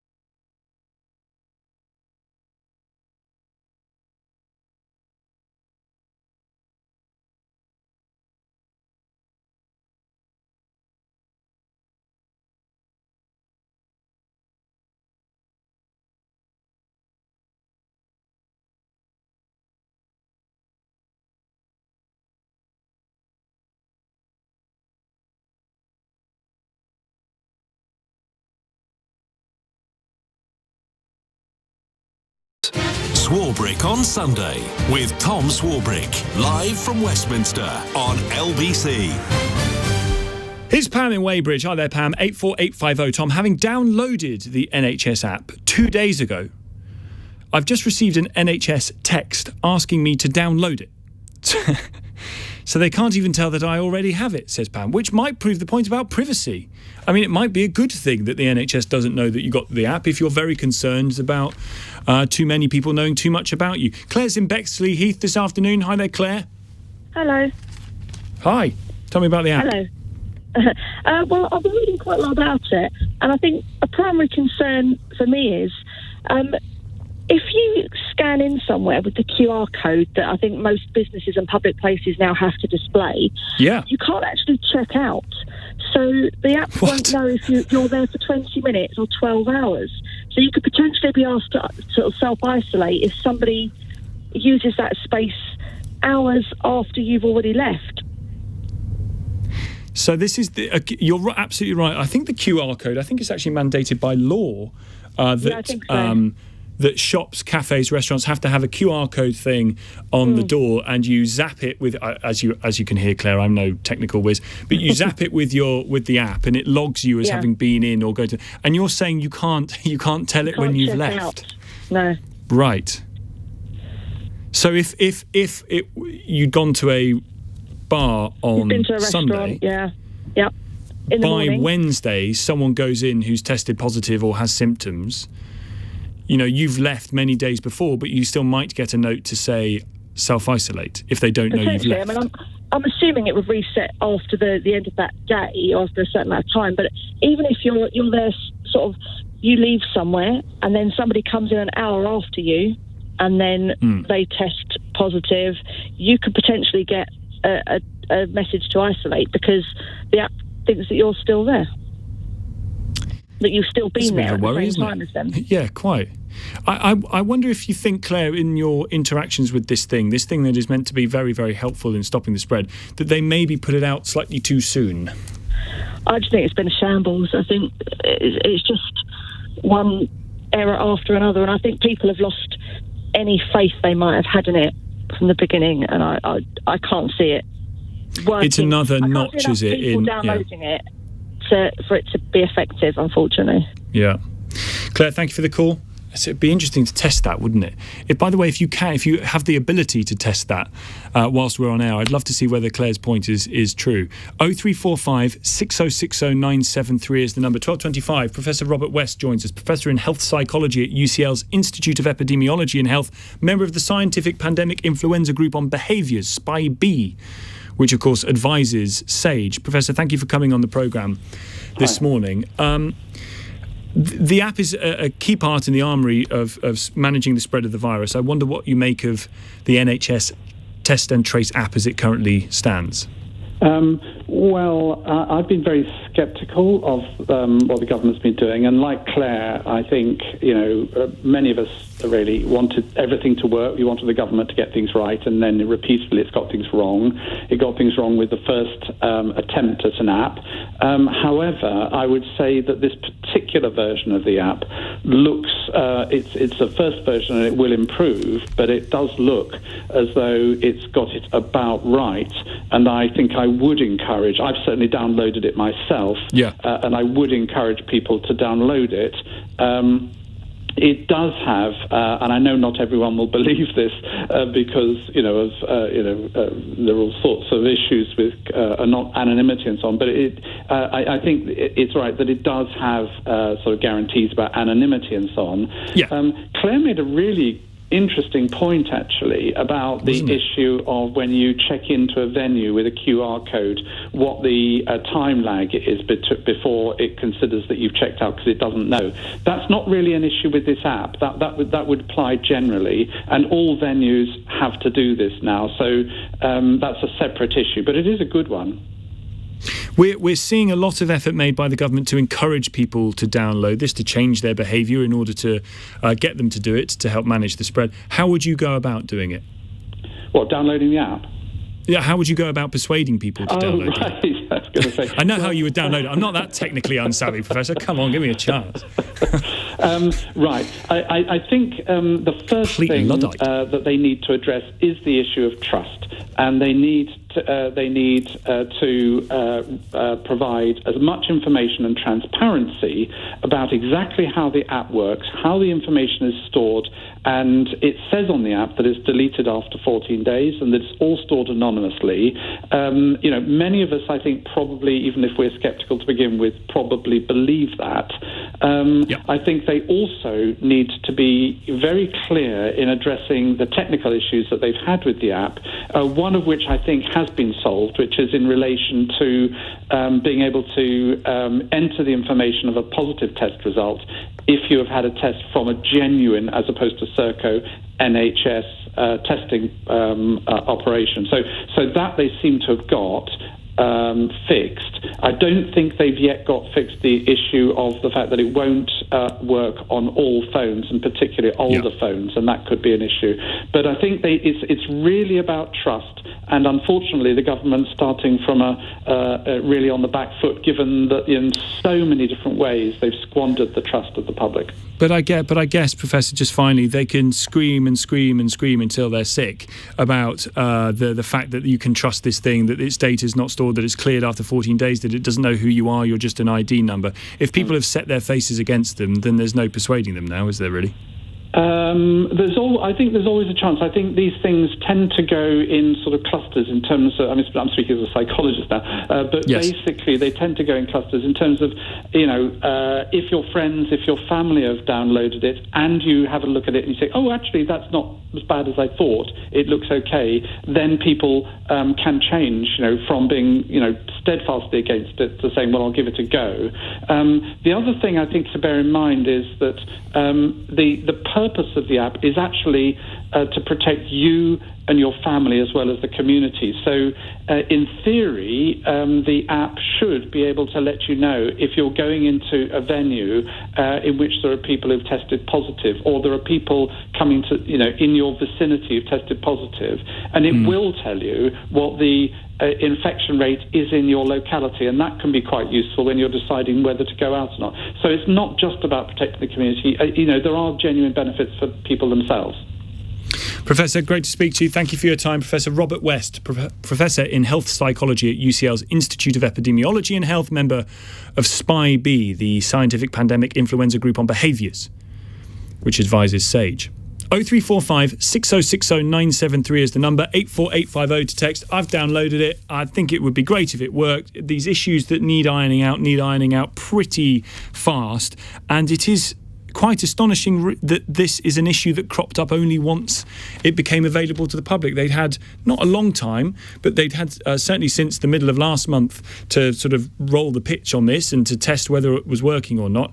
To not be able to log NHS and ONS tests into the app is quite a critical thing for being able to know if where you're going to has people that have had positive tests in it. 0345 6060 973 is the number. More of your calls to come in just a few moments. Tom Swarbrick here, Swarbrick on Sunday. It's 12:30. Your news headlines come from Tim Humphrey. The Culture Secretary says university students should be able to return home to their families at Christmas if the country pulls together and observes the new coronavirus rules. Thousands of students are currently self-isolating in their rooms following a surge in cases at institutions including Glasgow, Manchester Metropolitan and Edinburgh Napier. The head of Scotland Yard has laid a wreath in tribute to fallen officers as part of commemorations for National Police Memorial Day. The event's taken place just 2 days after Sergeant Matt Ratner was killed in a custody suite in South London. The two biggest cities in Wales will have new lockdown restrictions imposed tonight. Households in Cardiff and Swansea won't be allowed to mix indoors. A quarter of people in the UK will then be living under some form of restriction. And the weather dry for most with some good sunshine, a few showers in eastern parts of the UK and a high of 14 degrees. LBC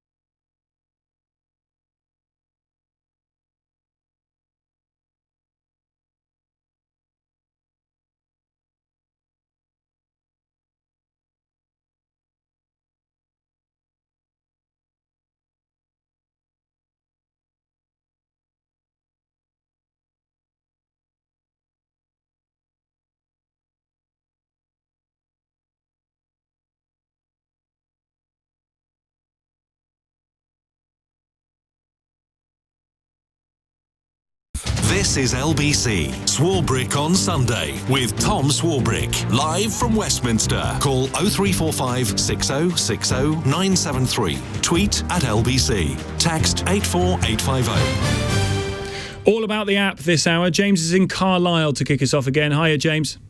Hiya, how are we doing? You okay? Yeah, good, thank you. Your app experience. Yeah, so I think the app, okay, it's got a couple of problems, but I think it's a great idea. The QR code, Claire was on before on about checking out. Okay? Yes. Now, that for restaurants is pointless. You don't need to check out. The QR system is for restaurants, so we take customer details in a restaurant. We take them off every single person that walks in. But now we've got a QR code. A customer can walk in off the street, hasn't booked a table, scan the QR code, and if we've got an available table, we can put them on it. Okay? Now, they don't need to check out because they're not going to get contacted 2 days later if somebody has come in and they haven't checked out the restaurant, because the app itself scans while it's downloaded. And it tells you if you're within a 2 metre radius of somebody that also has the app. Okay? So even if you don't scan into a premises, it will tell you that you have been within 2 metres of somebody that has tested positive for COVID if they've gone home and had symptoms. And that's why it was explained to people that if you go on a bus and you sit next to somebody on a bus and they test positive 2 days later, it will tell you that you travelled on a bus with somebody that has tested positive and you should go for a test. Okay? So the app itself constantly scans and it constantly tells you if you've been within the vicinity of somebody for up to 2 metres for a period of time. So the checking out of a restaurant is null and void. You don't need to. But I guess the issue, James, is I guess what the issue looks like is if it's the case that I guess if you scan the QR code, they know when you've arrived. So if someone arrives 2 days later and has positive symptoms, or 2 days before and had symptoms and was positive, then they at least know when you arrived there. But if they don't know when you've officially left, I can see from the restaurant's point of view why that doesn't matter. No, they will, though, because the person who has tested positive and has... No, it does. Because the person who's tested positive, okay, downloads, or when they can download, I understand that's a problem, downloads the results onto it. It tells them that they were also in that premises at that time and that they were 2 metres away from the other person that they're notifying for 15 minutes. Right. Okay? So all you're saying exactly is from that person, I get that. You're gone. It tells you that you're not. It tells you the time you were close to that person for. But is it not then necessary to know when you've left, because then you know how long the person has spent in the restaurant? Not really, because if you're next to the person, you're next to the person. If you're not, you're not. It doesn't matter how long. The virus doesn't jump after 15 minutes. It doesn't jump after... You could touch somebody for a second and you could get the virus. It doesn't matter. I guess it depends on a little bit about viral load as well. But listen, James, I appreciate the call. Thank you. Here's Luke in Bromley. Hiya, Luke.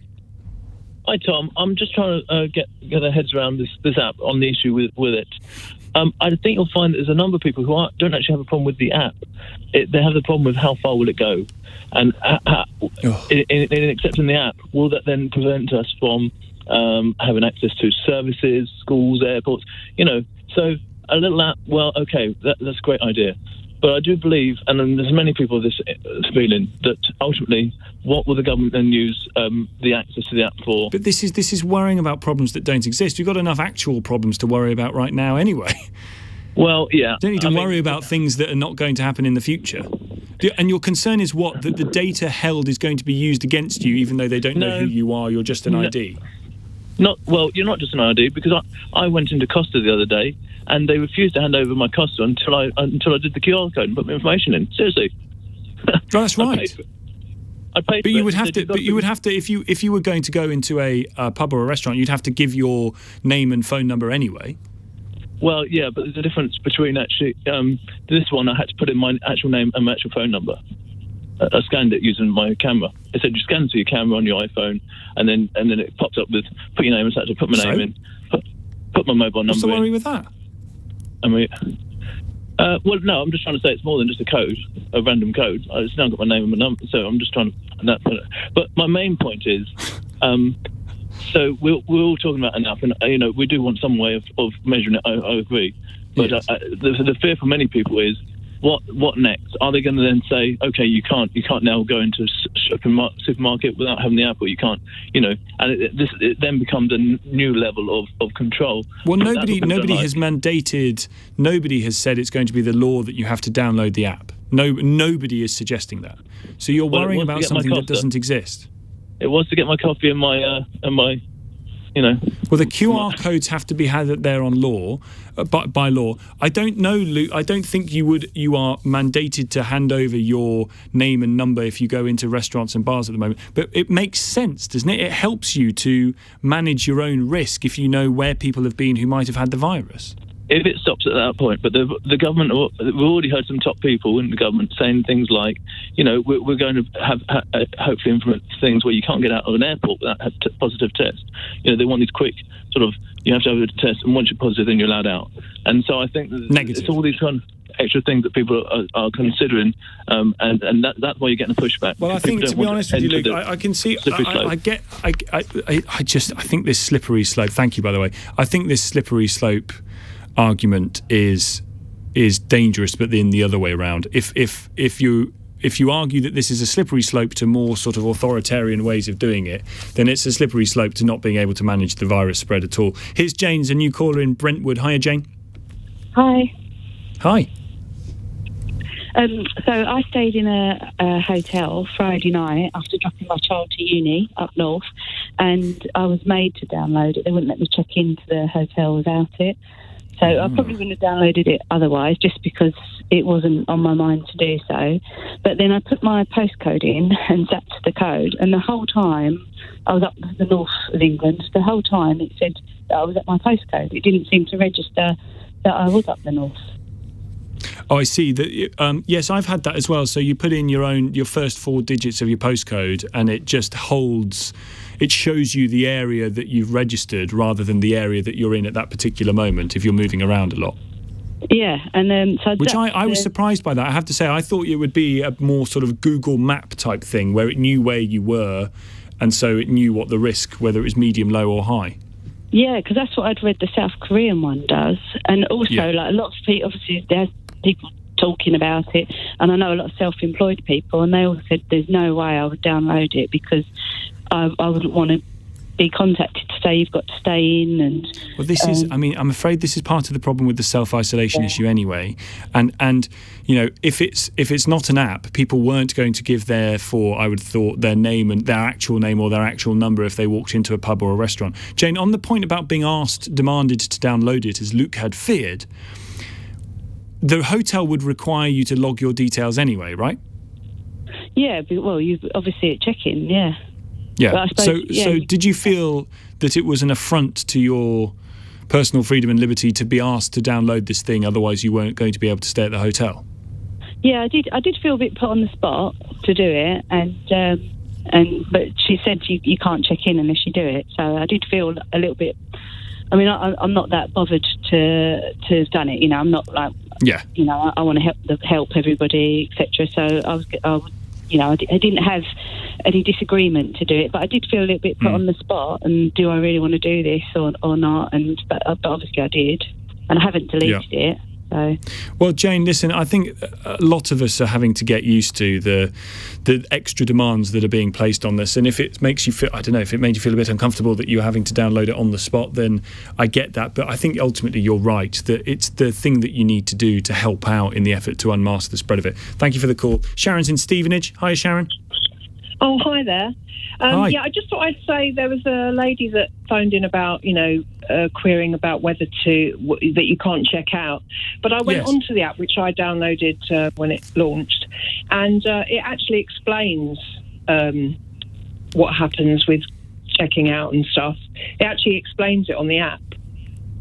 So Claire was talking nonsense. Sorry?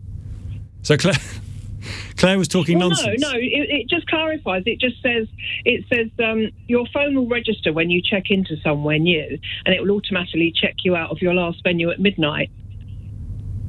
At midnight? Yeah, and then it says, if people with coronavirus were at the venue at a similar time as you, a human contact tracer from the Contact Tracing and Advisory Service will look into the case. They'll evaluate the risk level based on the type of venue and the details of the case.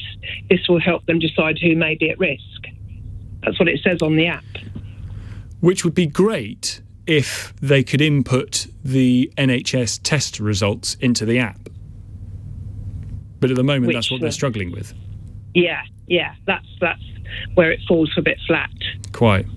Listen, Sharon, thank you. That was very helpful. Sharon, thank you very much indeed. Listen, we were hoping to speak to the managing director of the NHS coronavirus app, a man called Simon Thompson, who has lots of private sector experience in making apps and dealing with apps. And, you know, it's an interesting job at a difficult time, and it's just been rolled out this week. He was coming on the due to come on, booked him on Wednesday.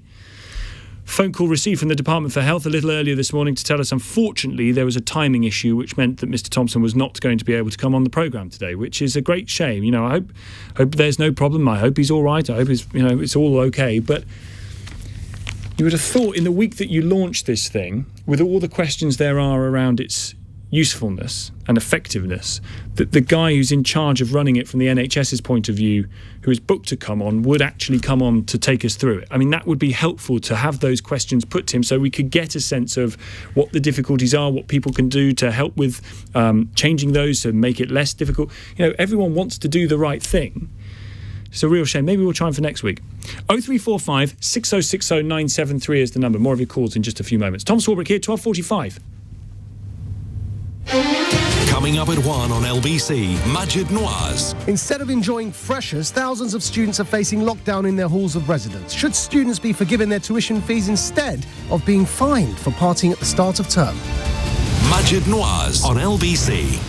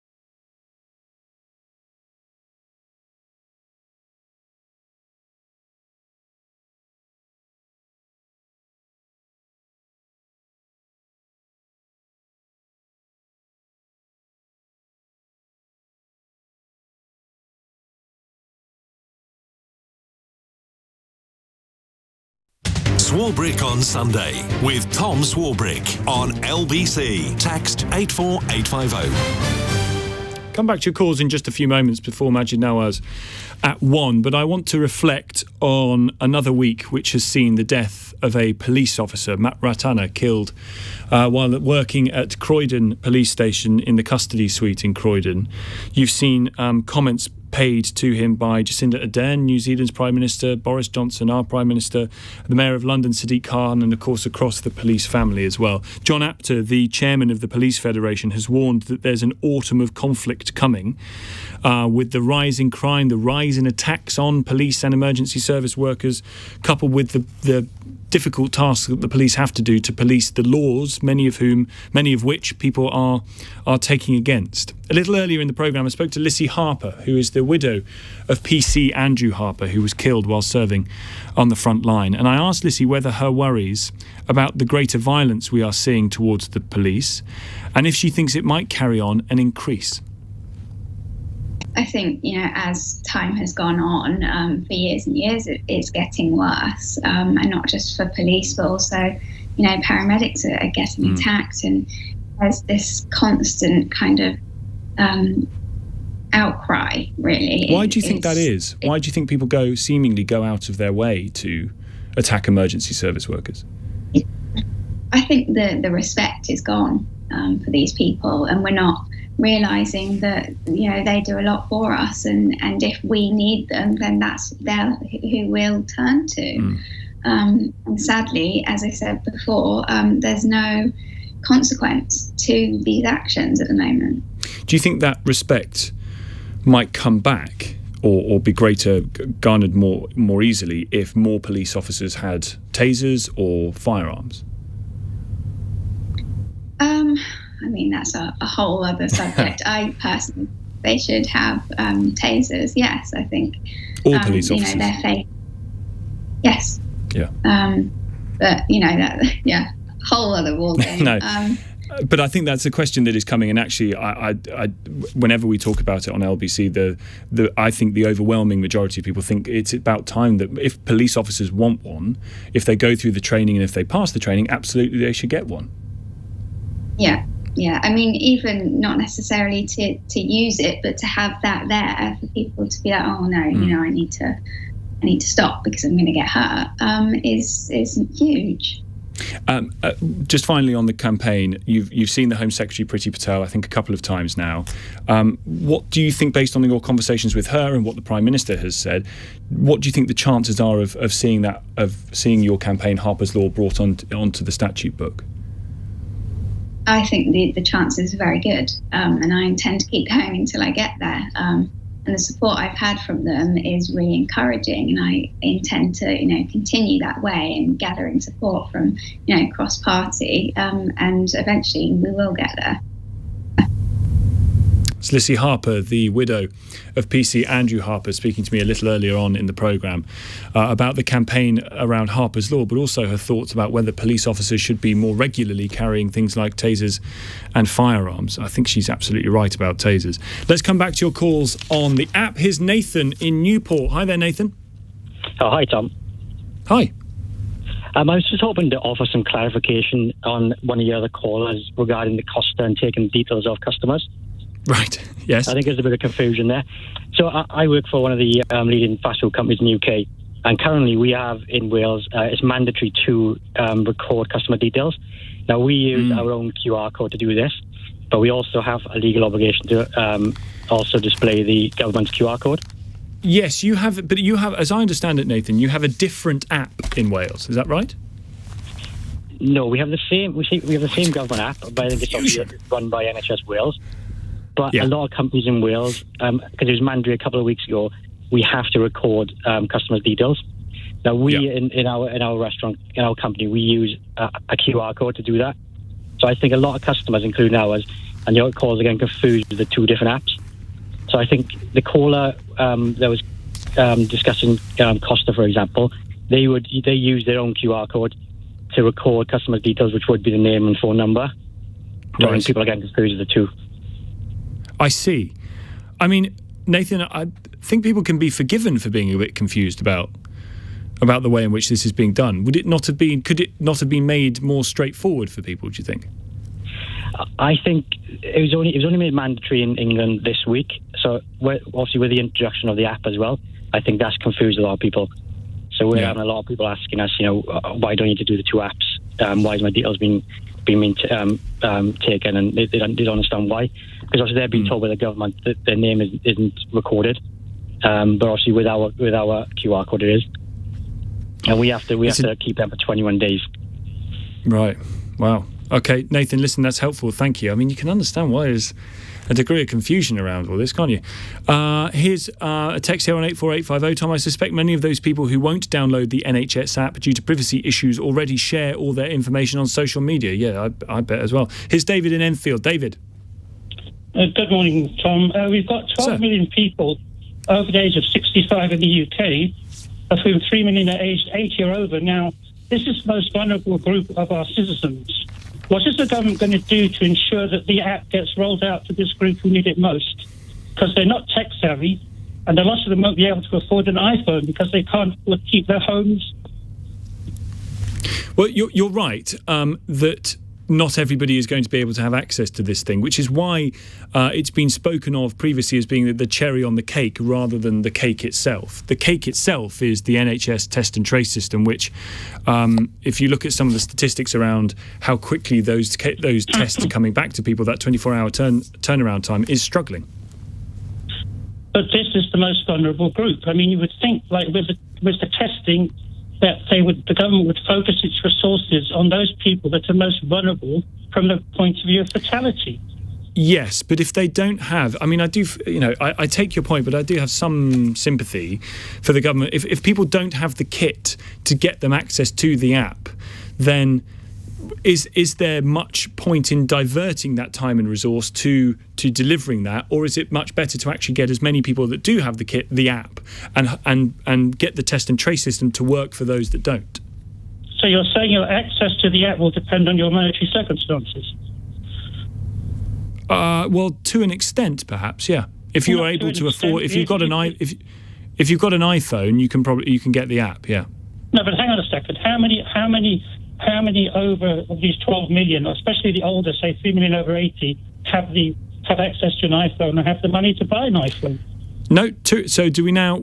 The government should do what in that regard, then, David, to get rid of that problem? When you have a minister on next, ask them that question. How are they going to ensure that the most vulnerable 12 million in the population are protected through some access to the app? I think it's a valid question. All right, David, appreciate it. Thank you. It'd be nice to have put it to the guy who runs the app service, but couldn't come on. Here's Tom in Inverness. Hi, Tom. Just to point out that Scotland and Northern Ireland is completely different from the English one. Yes, you've got a whole new system, a whole different way of doing it. Yeah, well, it's based on the Google Apple system, which has been used in the Republic of Ireland and has worked very successfully. There's over 1 million people in Scotland got it now.